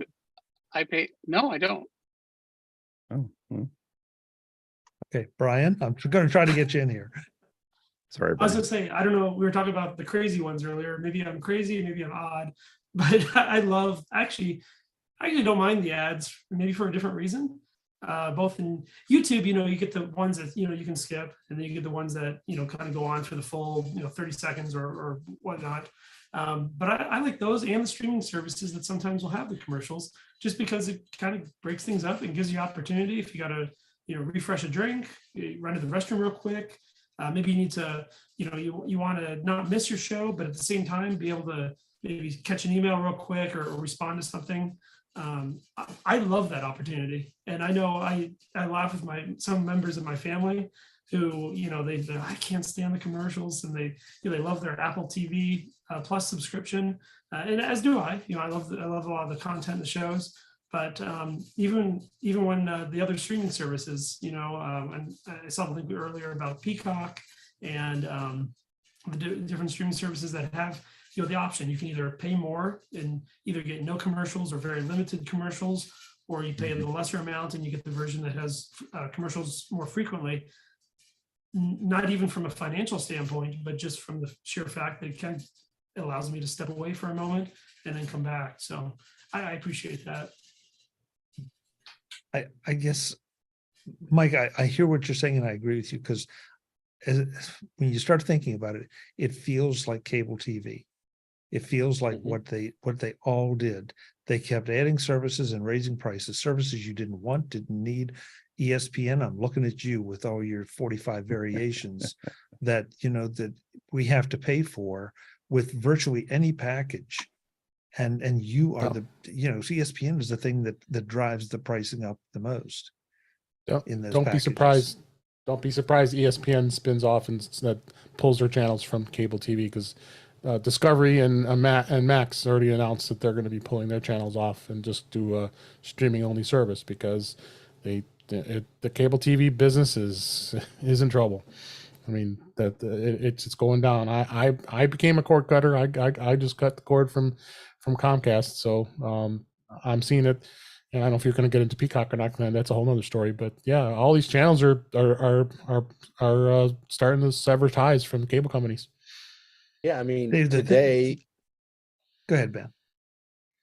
today, Marquee Sports Network, the Chicago Cubs There you go. RSN, launched their direct to consumer product. Yep. So For that $19.99 should a month, say you what, can buy it.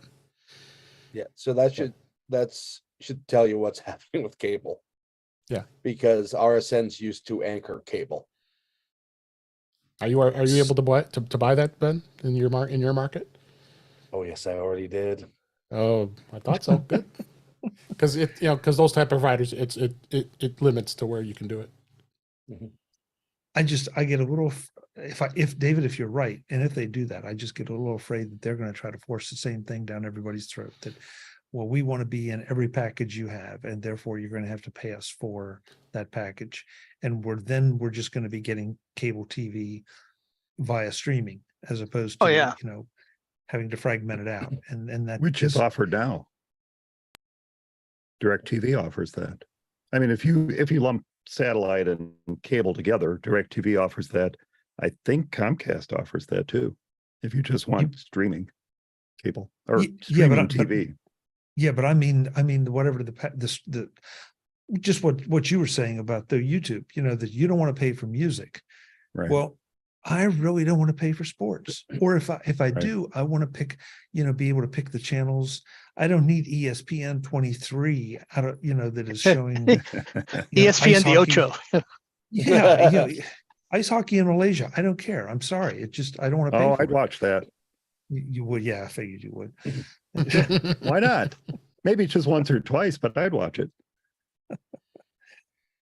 Hey, I want to make sure I mention, Tim in the chat room says, I use a Safari extension called Vinegar that gives me commercial-free YouTube. Yeah. So, Yeah, days are that may numbered on not that. work too long though. yeah. Well, but Yeah, it's there now. and the content creators get no money when you do that. So that's Yeah. and I watch a lot of my YouTube on Apple TV. Oh, I watch almost all of mine on the Roku. Absolutely. Yeah, I barely watch it on the computer or the phone or tablet. It's almost always on the big TV. That's where I watch it. I watch a lot on my iPad too, but not much on the computer. So with the Apple, with YouTube Premium, I get no ads on Apple TV. Jim, it sounds like you watch a lot of YouTube as opposed to any other source. Because you're constantly talking about YouTubers this and YouTubers that, and the ones you follow and the stuff you've seen. So it sounds like YouTube has largely replaced any other streaming service, or I'm not even sure it's a streaming service, but it's replaced a lot of your video entertainment and information. Is that correct? Yeah, I don't know if Accurate I'd say perception? replaced, but I probably spend more time on YouTube than any other individual streaming service. But it's not, I wouldn't say it's a majority. Mine's about 50-50. I'd say I watch about as much YouTube in any given evening as I watch regular TV. Yeah, that might be true for me. Yeah. I watch there's a lot of great channels I watch on YouTube, and many of them, most of them are that's how they make their living, is through their channel. They've been doing it long enough and successfully enough and built up a large enough audience that they can pay their mortgage and put food on the table and make a living doing it. And the quality of their channel goes up when that happens in almost every case. Yeah, and So- as we've gone away from linear TV, I don't personally differentiate whether a show's on YouTube, Peacock, or what. It's just about the content. Yeah, that's a great Well, I mean, point. YouTube tends to be more, it's not stories. So, YouTube, it's more like documentaries or, maybe that's not quite right either, but it's not scripted content. So, I go to, other channels like, Amazon Prime or Acorn, and I watch scripted shows. The YouTube, a lot of times what I'll do is, maybe we'll watch a scripted show, and then it's like, okay, it's 10 o'clock at night. I don't want to start another hour-long show. So, let's watch 2 or 3 YouTube videos. Webb, did you have your hand up? Yeah, just a couple things. First of all, we were talking about ESPN and being on the cable systems, and I'm still a cable subscriber. But ESPN sets the market. They set the price, and then everybody falls in line for what their carrier fees are going to be based on what ESPN does. But the other thing that just drives me nuts, my home service here is AT&T Uverse. There are others I know. Let's not debate what's good and what's bad, but they're in this battle royale with Nexstar, which is the largest owner of TV and radio stations in the United States of all networks. And Nexstar or AT&T Uverse, which is also DirecTV Stream, has taken all the Nexstar stations off. And I can't call it a specific network because it could be any of them depending on what market you're in. But those carrier disagreements just drive me nuts. And it's really just between the carrier and the service provider, the cable system, and the network. And it just in us, the consumers are really caught in the middle on this, and just those carrier agreements. I wish Congress, they want to do something for me. They should outlaw those carrier disruptions. I don't think that they're fair for the consumer. So, yeah, like you said, disagreement. It is a disagreement. But Nexstar is really getting aggressive with that. They just for local in Chicago. I'm a YouTube TV subscriber now since I cut the cord, and they put WGN on YouTube TV, which I was pretty happy about. Yeah. Since I already threw the links in, I'll just mention, and anybody wants to comment, but Peacock raised their price, which seemed to be kind of a surprise to a lot of folks. Spotify raised their price as well, which who cares? Good for them. Yeah, I mean, from Mark had put something in that, in spite of having their best quarter ever, they still lost money. So that's I do have a comment about Peacock, if that's okay. Sure. When you were a Comcast Xfinity subscriber, they gave that away for free, the premium version of it, to all Comcast subscribers. They just ended that about 2 months ago. So how ironic the timing! All of a sudden, they decide to raise the price for the standalone service that you now have to pay for. They did give a deal for those folks for like a year, so you get it for like $3, $4 a month, something like that. But it's going to go back up to their new current pricing. So yeah, I have to say, if they want to get more value out of Peacock, they should probably think about changing its name to something more recognizable, like Universal Plus. Yeah. or Peacock Plus. Or X. I like Peacock. I like their logo. It's cool. Yeah. Well, it's the old school NBC logo. Yeah, I think Peacock's a good name. I Universal, that's like, no, I disagree with that. I It's equate old school Universal to NBC. Comcast, and I don't like Comcast. So as long as I can keep Comcast out of my head, then I'm okay with it. Well, but it's not Comcast anymore. It's Xfinity. Xfinity. It's Comcast Universal. That's really what it is. Yeah. Okay. Yeah, Xfinity is the cable product. NBC Universal is the TV product. Right. Yeah. Comcast is the holding company. Right. We got the first year of Peacock for $20. And that was a special offer that they gave to us. I guess I had signed up for a trial or something, and when I didn't renew it, they said, "Well, we'll let you sign up for a year for $20." I said, "Okay, I'll pay that." Well, now we're up for renewal in September, and honestly, I didn't know what the regular price was. So I looked in my account today. It said renewal for $59.99. Okay, to me, that's $5 a month. All right, I can do that. That's fair because we do watch a good number of shows on Peacock and good number of really good shows on Peacock. good And stuff on there. I'd like to continue watching those for $5 a month.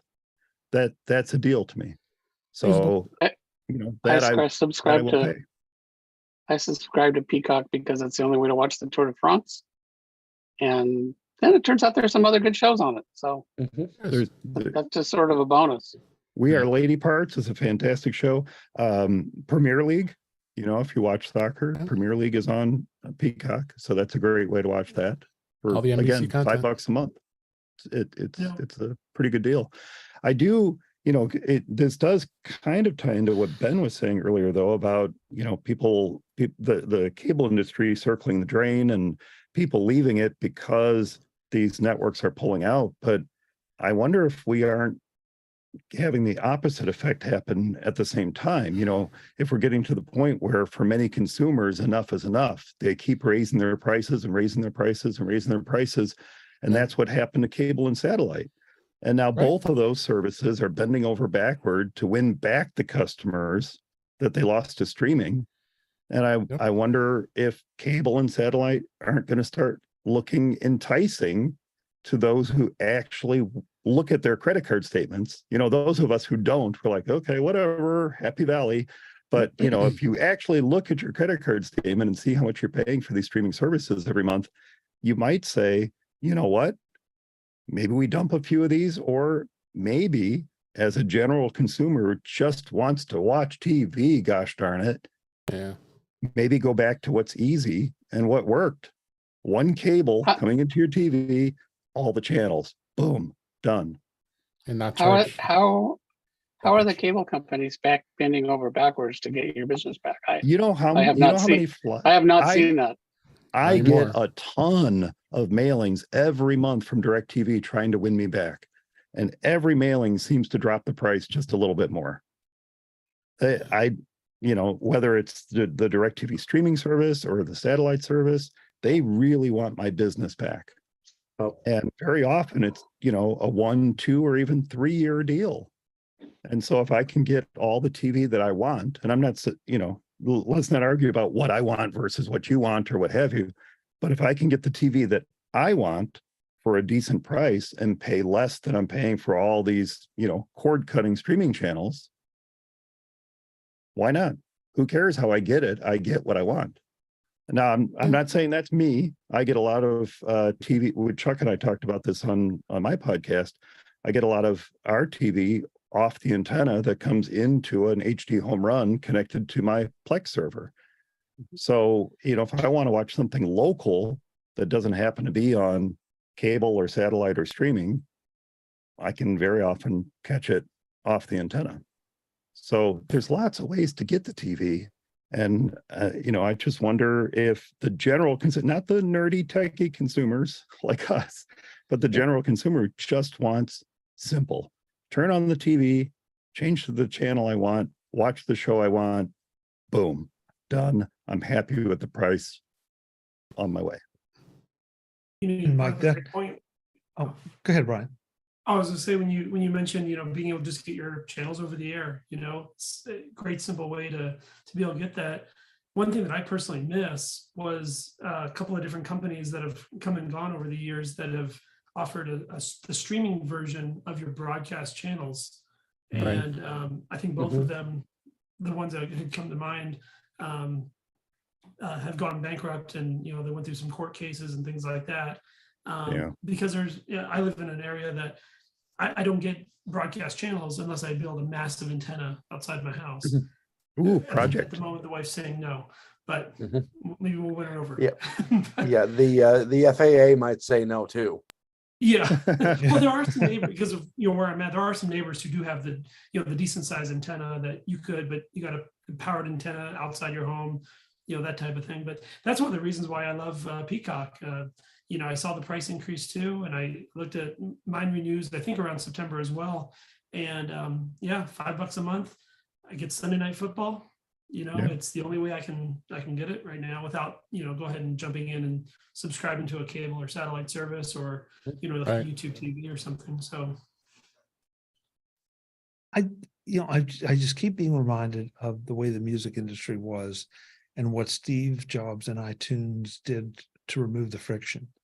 Right now, there's so much friction with trying to get, what you want. And, I have, the friction part bothers me. The idea that something is an Amazon Prime exclusive or a Netflix exclusive or whatever, that doesn't bother me a bit. That's the way that, and maybe it's because that's the way we all, I think pretty much here, with maybe Ben's exception, grew up, that NBC fought for their shows, ABC fought for theirs. A little bit later, the CW and Paramount networks fought for theirs. But it's this idea that, we have the intermediaries like Comcast back then, now all the streaming services trying to stick in there and sell us stuff we don't want. If you told me that I could pick a service and let's say $3 a month per channel and $5 a month per premium channel, whatever premium means, I would put together a package that suited me. They would lock me in for a long time.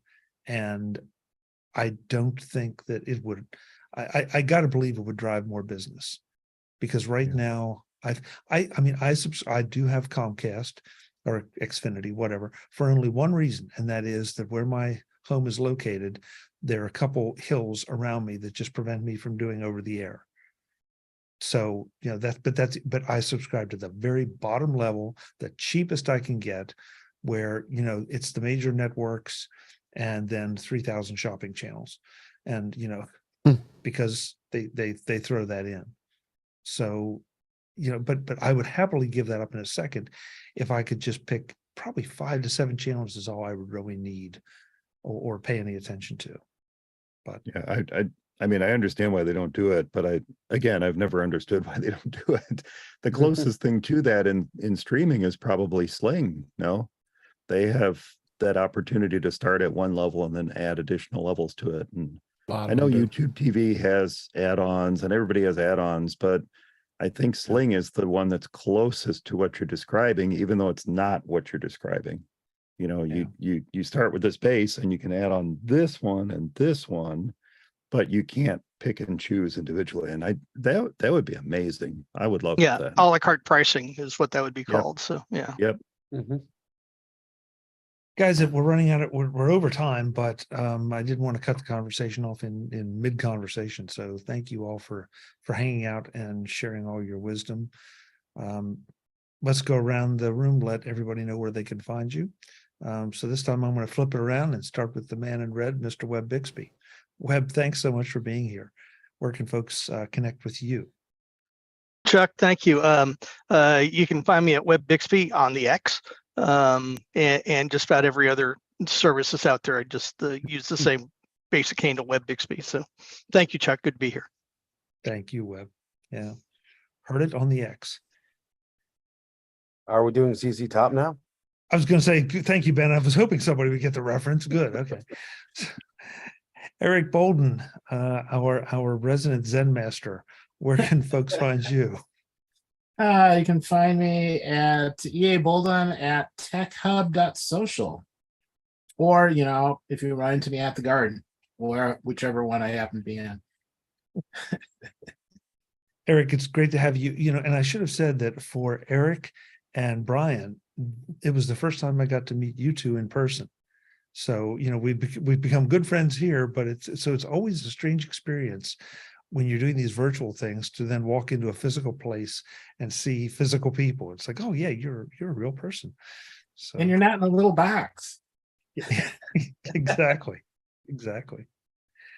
Jim Ray, I don't want to keep you any longer because I know you got to get back to YouTube. Where can folks connect with you? Well, you can find me on the internet at provue.com, PROVUE.com, and on Mastodon at provuejim at techhub.social. And also right now, you can find at Summerfest, Artisanal Software Festival is happening again. Yeah, I think it's artisanalsoftwarefest.com. So my software and 20 other independent Mac software companies are having a sale for the next couple of weeks. I think it goes through August 8th. And then also I'm gonna plug Chuck because I'm pretty sure he's not gonna do it. I haven't gotten a chance to listen to it, but I'm sure it's great. He is on Mac Power Users with David Sparks this week. I was. Thank you, Jim. Thank you. Yeah, that was a lot of fun. That was a lot of fun. Yeah, they made me say things that I usually don't say. I can't I'll wait leave to it hear. there. I'll leave it there. But I did, Jim, I did want to give you something to think about before we leave. Elon Musk's Xfinity. Maybe there's a Yeah. connection. It's X. Just I Just sort of think, Coincidence? yeah. maybe this is not old news to all of you, but I saw a post that mentioned this week something that I don't think I'd really realized, but the 4 Tesla cars in the order they released were S, 3, X, and Y. Write that down. Mhm. But that was not the sequence. It went S, then X, then 3, then Y. All right, maybe they were announced in that order or something. No, they tried Expect- to do that, and he wanted the E, except Mercedes wouldn't give up the E-Class car, so they wouldn't let Elon have the car the Model E, because Mercedes already had that model, had that name. He doesn't get everything he wants. Nope. Brian Flanagan Arthurs, it was great to meet you in person. It's great to have you here. Where can folks connect with you? And likewise, yeah, definitely awesome to meet everyone and see everyone again and whatnot. Online, the best place to reach me is Mastodon at Brian8944 at mastodon.cloud. Great. Thank you, Brian. Welcome. Thank you. Thank you for having me. Mr. Rathig, the man in lilac. Where can folks connect with you? Well, Chuck, on social media, including the artist formerly known as Twitter, you can find me at Ben Rathig.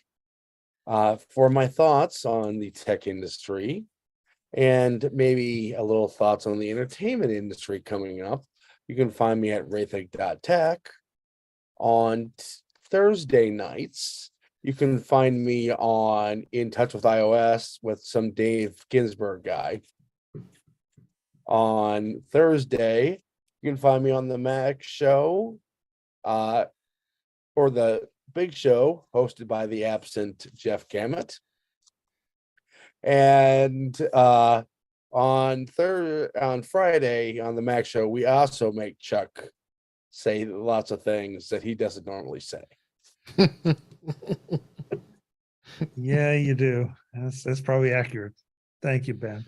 Hey, and now I want to give a special plug to Ben, though, because Ben was my guest on actually a MacVoices that got released today. And in that episode, I issued an apology to Ben and I'll issue the apology to you too. We had teased a discussion about an article he wrote pre-Dub-Dub.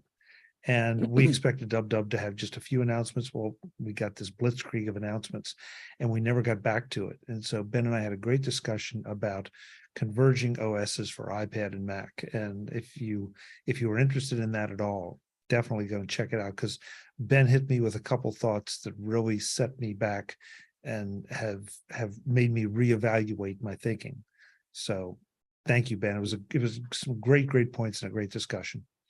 Yep, come for the content, stay for my spiffy red suit. Yeah. Gosh.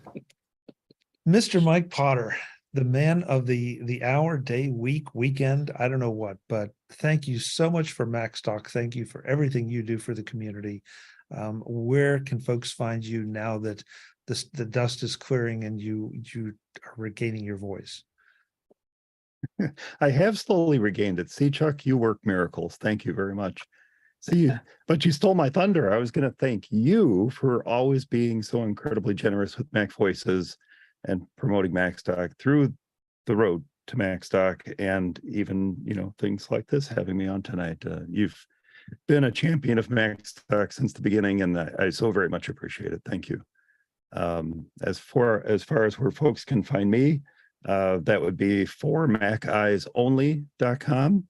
That's at formaceyesonly at tooting.ninja on Mastodon, and max.conferenceandexpo.com, which is at max.expo at tooting.ninja. Thank you, Chuck. Thank you, Mike. Thank you. Take care of yourself in that voice. Last but absolutely not least, the sunshine of my life, Mr. David Ginsburg, up in the corner there in the yellow shirt. Where can folks find you, David? Although we did sit in on the sunshine last Friday when we recorded In Touch with iOS, so check out episode 263. We were all in person, sitting next to a lake, and had an awesome time doing that show, talking about the Mac Midwest Barbecue pre-Mac Stock. So check that out. And speaking of that, intouchwithios.com is where you find the show, and the YouTube channel is youtube.com/intouchwithios. Where I'm on Mastodon at DaveG65 and most social medias at that address, as well as In Touch with iOS. Thank you. Thank you, David. Folks, I'm Chuck Joyner. This is Mac Voices Live. We do this every Tuesday night, 8 p.m. Eastern, 5 p.m. Pacific, whatever time that is, wherever you are. Please join us, youtube.com/MacVoicesTV. Set your calendars for next week. Now that I've figured out finally how to put links in the show in the chat, it may not be as big a deal for the folks in the chat room, but for after the fact, you can always find those, since we do publish these shows, usually edited, vitally edited and cut up into pieces on the regular Mac Voices feed. So you don't miss a thing. With that, I'm going to say thank you very much. We'll see you next time. Thanks for watching.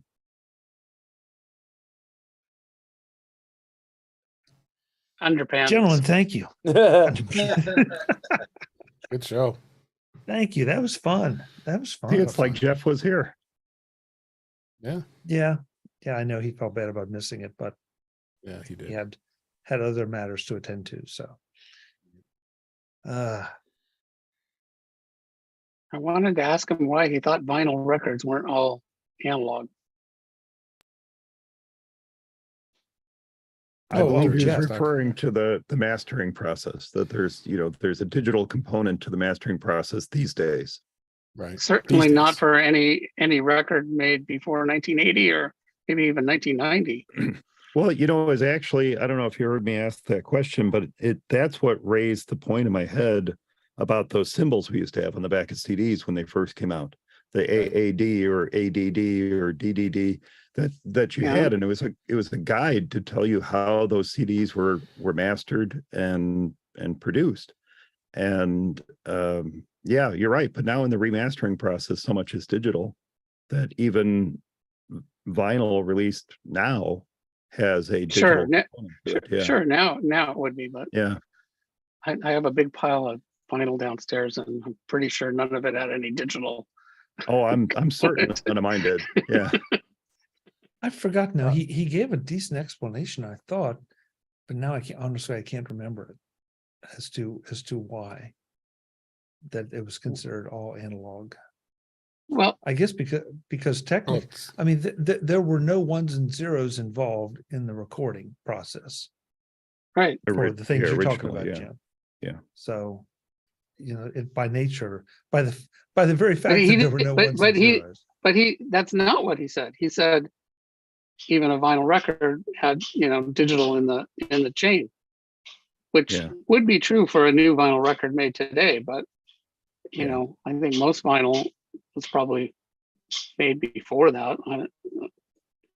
They are still making new ones now. Yeah. Isn't there a digital conversion when you go to listen to it though, for most people? No. Well, that why? could be too, Eric. That could be what he meant as well. That when you funnel that through your receiver, Yeah. that it's very often undergoing a digital transformation as it goes to your ears. Yeah. Receivers they convert it to digital? Well, like there's a whole bunch of them now where, it's like Bluetooth and you plug the Bluetooth. Well, that's the other thing that, was sort of leaving out, like no mention of the transducer. and the linearity of that, and the fact that transducers are not going to reproduce 44 kilohertz or 96 kilohertz or 192 kilohertz. Well, In our There was no ears aren't mention of going a to hear it. theremin either, Jim. Well, but that's, I don't know. What's Is the that got to do with theremin anything? digital or is it analog? Which is it? I think it's analog, isn't it?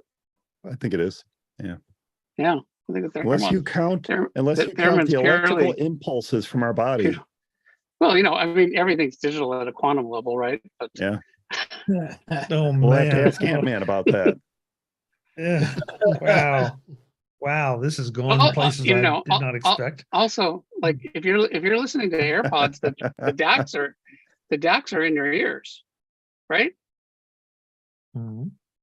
Because it's all digital through Bluetooth. Bluetooth is not analog, and then the DAC is in the AirPod. Okay, I'm making notes. Jeff will have to explain this next week. We're going to make him.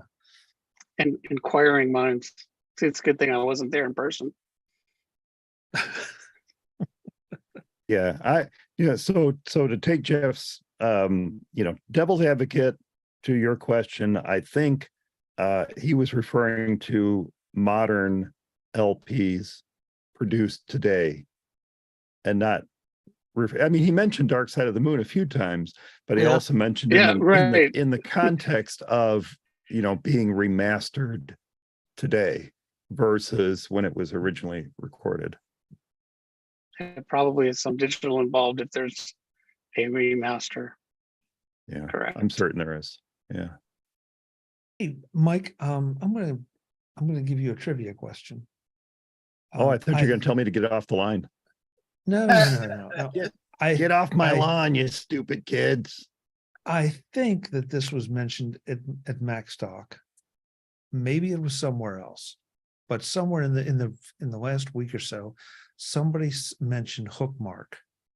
Hookmark, yeah, Hookmark, and it is in the artisanal software Yep. Summerfest. Yep.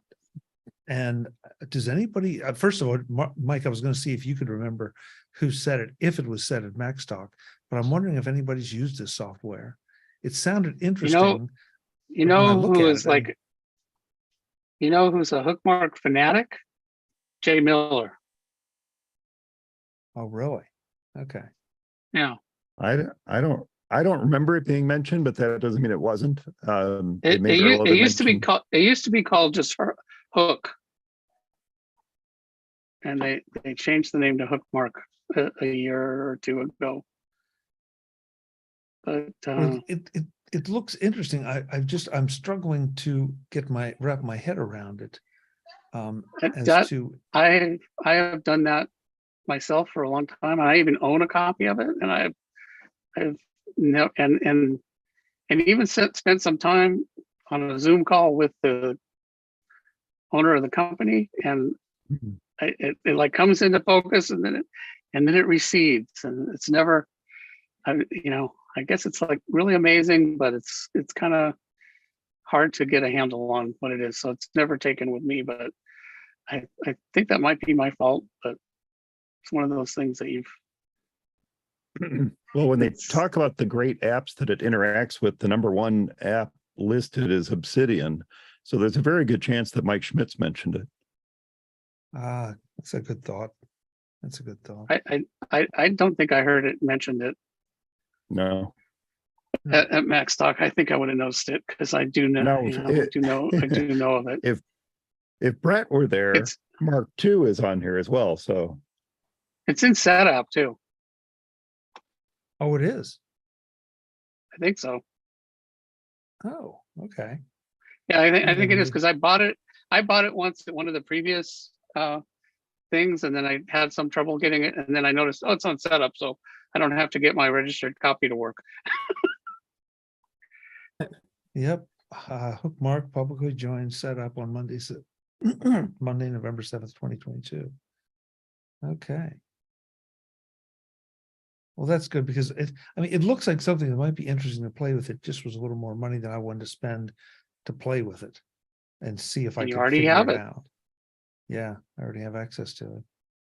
That should just become standard practice. If you're interested in a check setup first, you may already have Looks access that to up, it. yeah. Which version is on setup? The Pro version? I think so.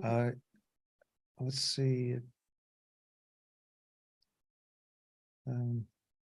Bookmark, I don't know. It doesn't say. Usually that's kind of what they require, version 5.1.2. If it is the Pro version, that's a deal Yeah.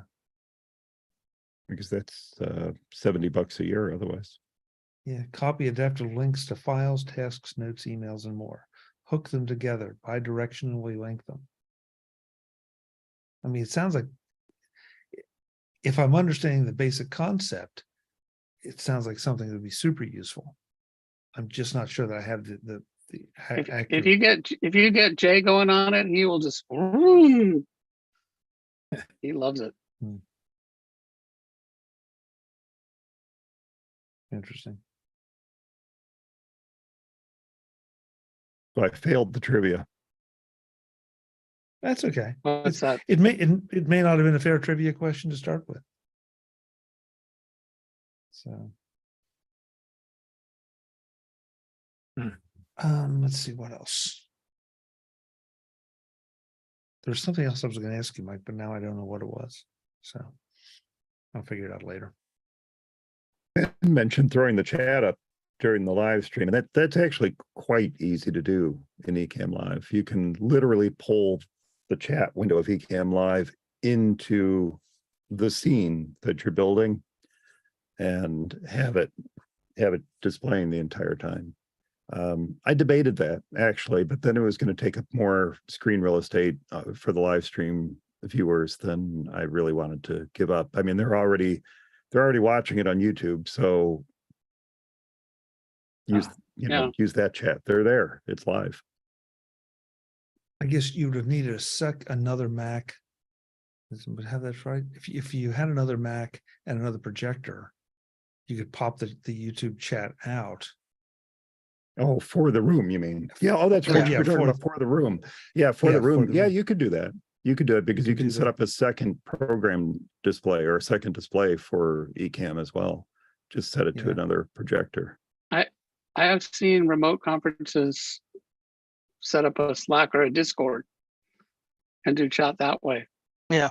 And that way, and the reason why it was stated as so people in the room could also use it without having to, because you don't want them jumping on the live stream for bandwidth reasons. Right.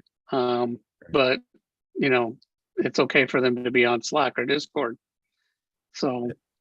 And that's super easy to do. It's what they call a widget or a web widget. You just drop that into your scene and then point it to the website that you want to display.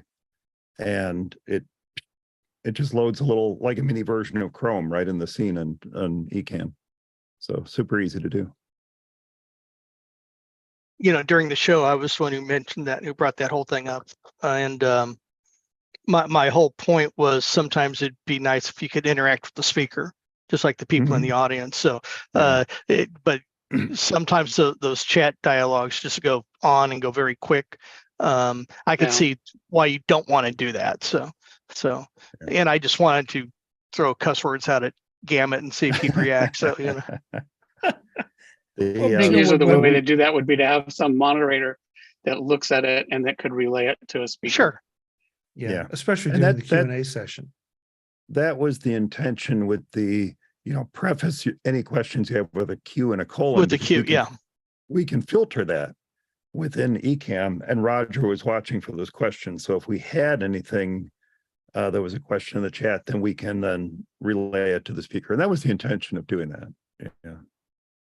Were you happy with the number of virtual attendees?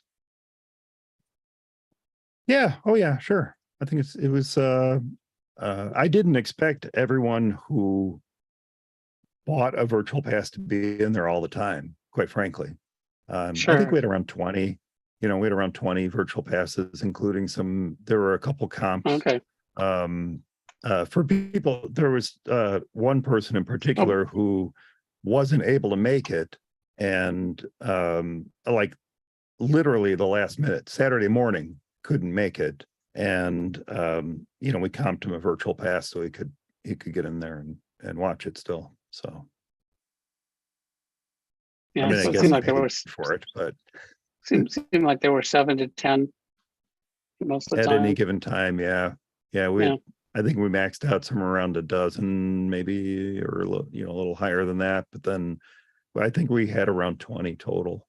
So I'm sure it fluctuated throughout the day. That's what I do when I watch a live stream. You know, I bounce in and out of it all throughout the day. So I fully expect others to do that too.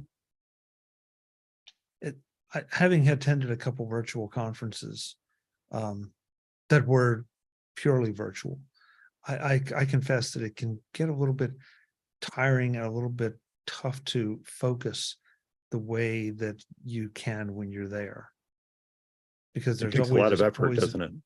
yeah, there's always Yeah. effort and distraction issues. You know, Yeah. that oh yeah, well, okay, my email just chimed or somebody just texted or something, and you know, I almost feel like I need to go somewhere for that to get away from the distractions, so that I'm a bit more virtually present. But those things distract people that are attending in person too. I mean, maybe Yeah. not the Oh, way yeah. this conference was arranged, but you know, lots of in-person conferences, and I'm guilty of this too. I'm sitting in the room, but it's like, this is flagging. Let's check the email, even though I'm right there in the room. So, Yeah. well, Well, I think that's kind of a wash these days. yeah. I mean, That's a good point. I would want Brittany to do the diagnosis for us, but I think we all suffer to some kind of ADD, some level of ADD. You know, maybe not clinical. I'm sorry, Chuck, were you saying something? I was Yeah. I was browsing Amazon just now. Yeah. They have this really good deal on a watch band for the Apple Watch. Oh wait, I'm sorry. Well, I'm back. Oh man. Well, it was you I can be really think I did a good job of really putting my focus on, you know, on the sessions, even though I was remote. Mhm. Yeah, Well, well, that's Eb good. and Jim both, you know, I know you're both here and I'm both talking to you, and it sounds like I'm saying this specifically because you're here, but you were two very consistent presences in the chat room. So I knew that you were there and you were interacting with, you know, Guy and Barry was in there too, and you know, you guys were Mhm. chatting amongst each other. So I knew that you were involved. And that's really cool. That's really cool to see. Mike, By the way, that's I really enjoyed the Mac Geek Gab live session too. I thought that was really Yeah. interesting with the You larger did a panels. good job. Yeah, you did great. Yeah. Yeah. I'm they did sorry, a Yeah, good that was job fun. with that. No, but Mike's comment is interesting to me, thinking that maybe that's a way to make the live stream more valuable, is to, I mean, yeah, I know, Mike, sorry, it means one more volunteer somewhere, but you know, that you have a volunteer who is interacting, can serve as the moderator. That I'm not sure who said it, Jim said, or Webb said it, or someone, Mhm. you know, that so that their questions would be addressed, you know, if they had any kind of relevance, and if there was, you know, if there was time.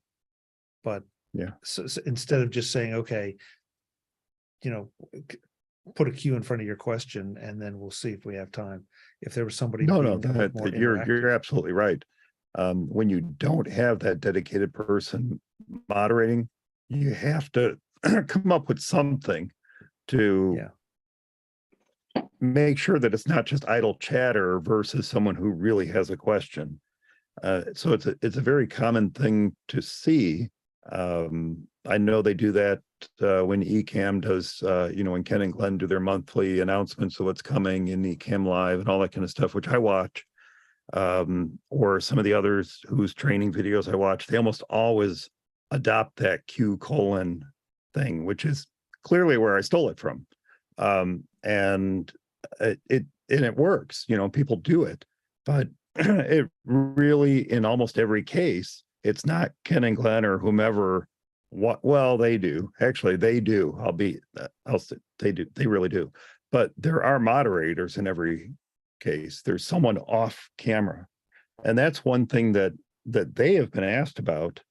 And I can't wait until this is available. But people keep asking them when there will be a producer function for Ecamm Live, so that you can have somebody sitting at a computer halfway across the country, not switching cameras, not doing all that stuff, but simply producing the show, watching for, chat and all that kind of stuff.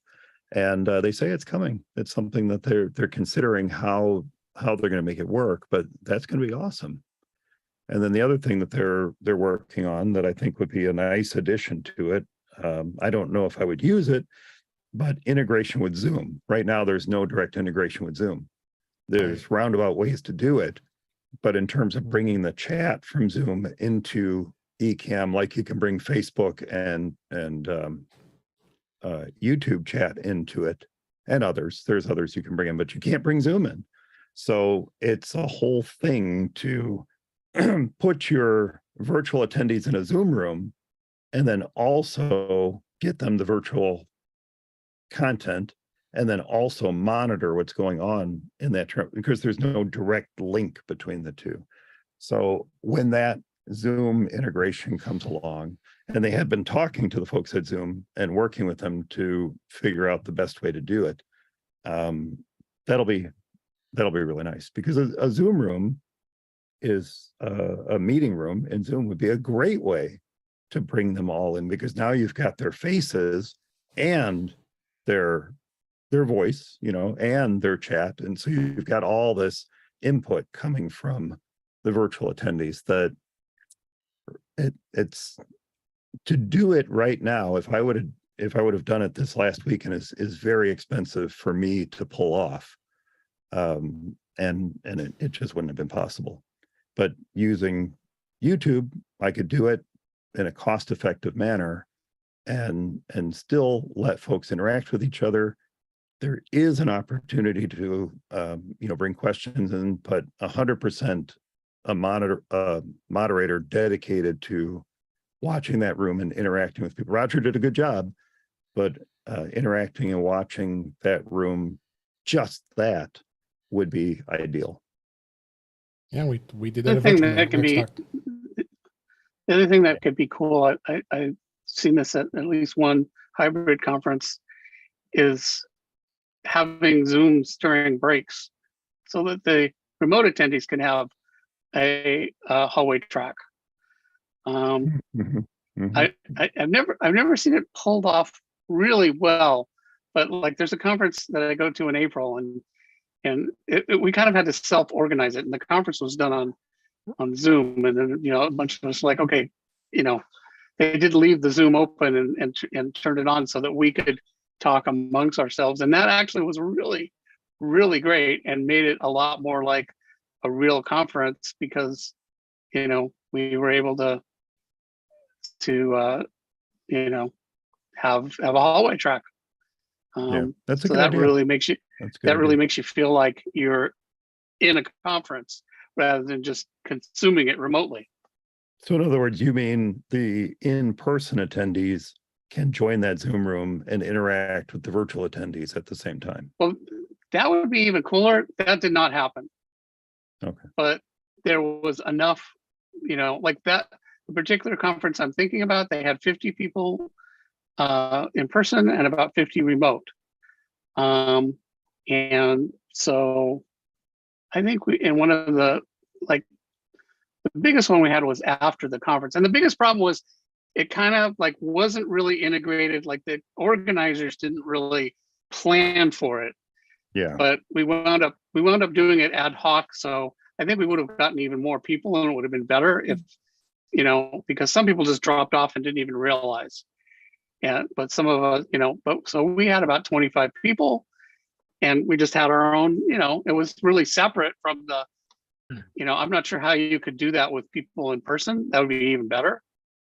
But You could, we had enough people, and it was breaks. a group.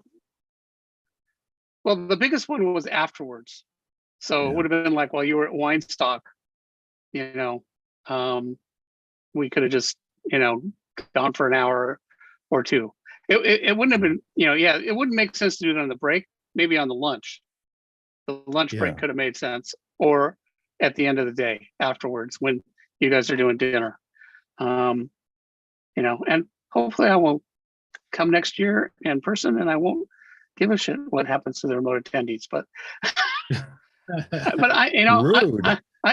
I'm a big fan though of, I really like the remote events as well. I think they can be just as good as in-person events.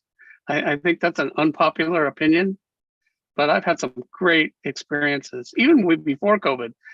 Joe Workman, the Rapid Weaver Stacks guy, he started doing remote conferences in 2016. And I was like, wow, this is different.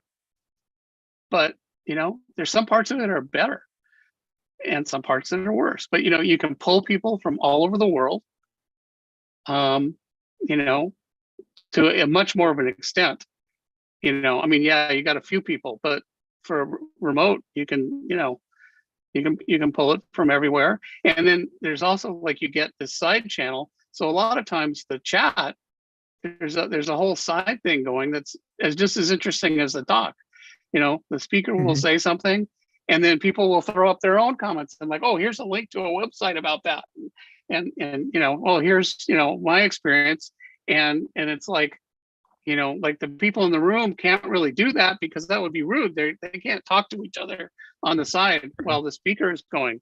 But in that context, you can. And that actually, this one hybrid event that I was at in April, that's where they did have a Discord. And so people in the room and people remotely during the talks were doing that and feeding in the speaker would say something and somebody would throw in, oh yeah, here's a link to more information about that, or other comments that so that was kind of neat. Even the people in the room, I've seen that at Dub with Twitter. That used to be the case, that there would be a side channel going during a Dub presentation on Twitter, even though people were all in the same room. I see Webb's comment. I think Chuck's going to have to moderate that one. Oh, good. Thank you. Yeah. Yeah. That's I don't have enough problems here with this one and this panel. We need to open up to everybody. Well, that's good. And I should say that this conference that I'm talking about, it has been an in-person conference since 1975, a relatively small one, usually about 100 people. So most of us knew each other in person over years. So the Zoom afterwards, it was kind of like, a reunion and catch up, and it was more of a the same kind of friendly thing that I'm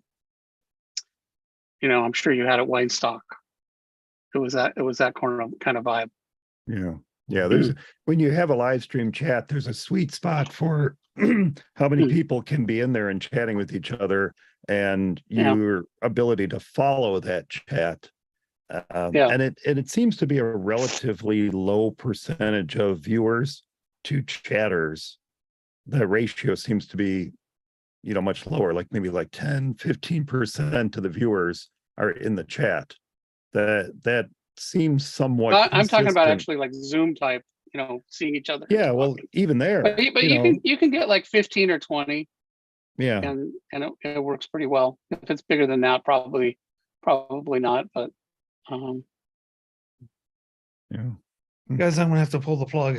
I'm seriously sleep deprived. Some guy named Potter did something that kept me awake all weekend. It's the one weekend a year I don't sleep, so I'm used to it. Yeah, look at the shape you're in. It's horrible. Hey, Chuck, I wanted to give you a quick update. If you remember last week, and all of a sudden there was a what they call here an Operation 100, but a SWAT incident that was down the road. Well, let me tell you what happened. The incident happened at what we call the Ford Claycomo plant. That's a huge Ford Motor Company plant where they make F-150s and the transit vans, the full-size vans. So it's a 24-hour operation.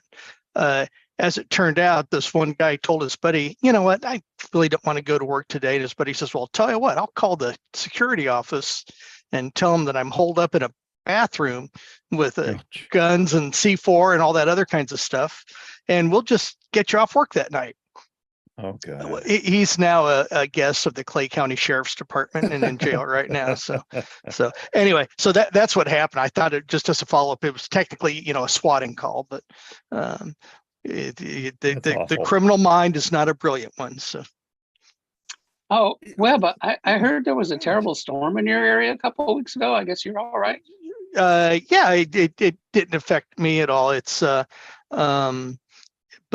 I was at my office at the time, and it just blew through really quickly. But yeah, it was pretty bad. My brother is in a very old house, and he lost a one tree that's 12 foot in diameter, and just took that down.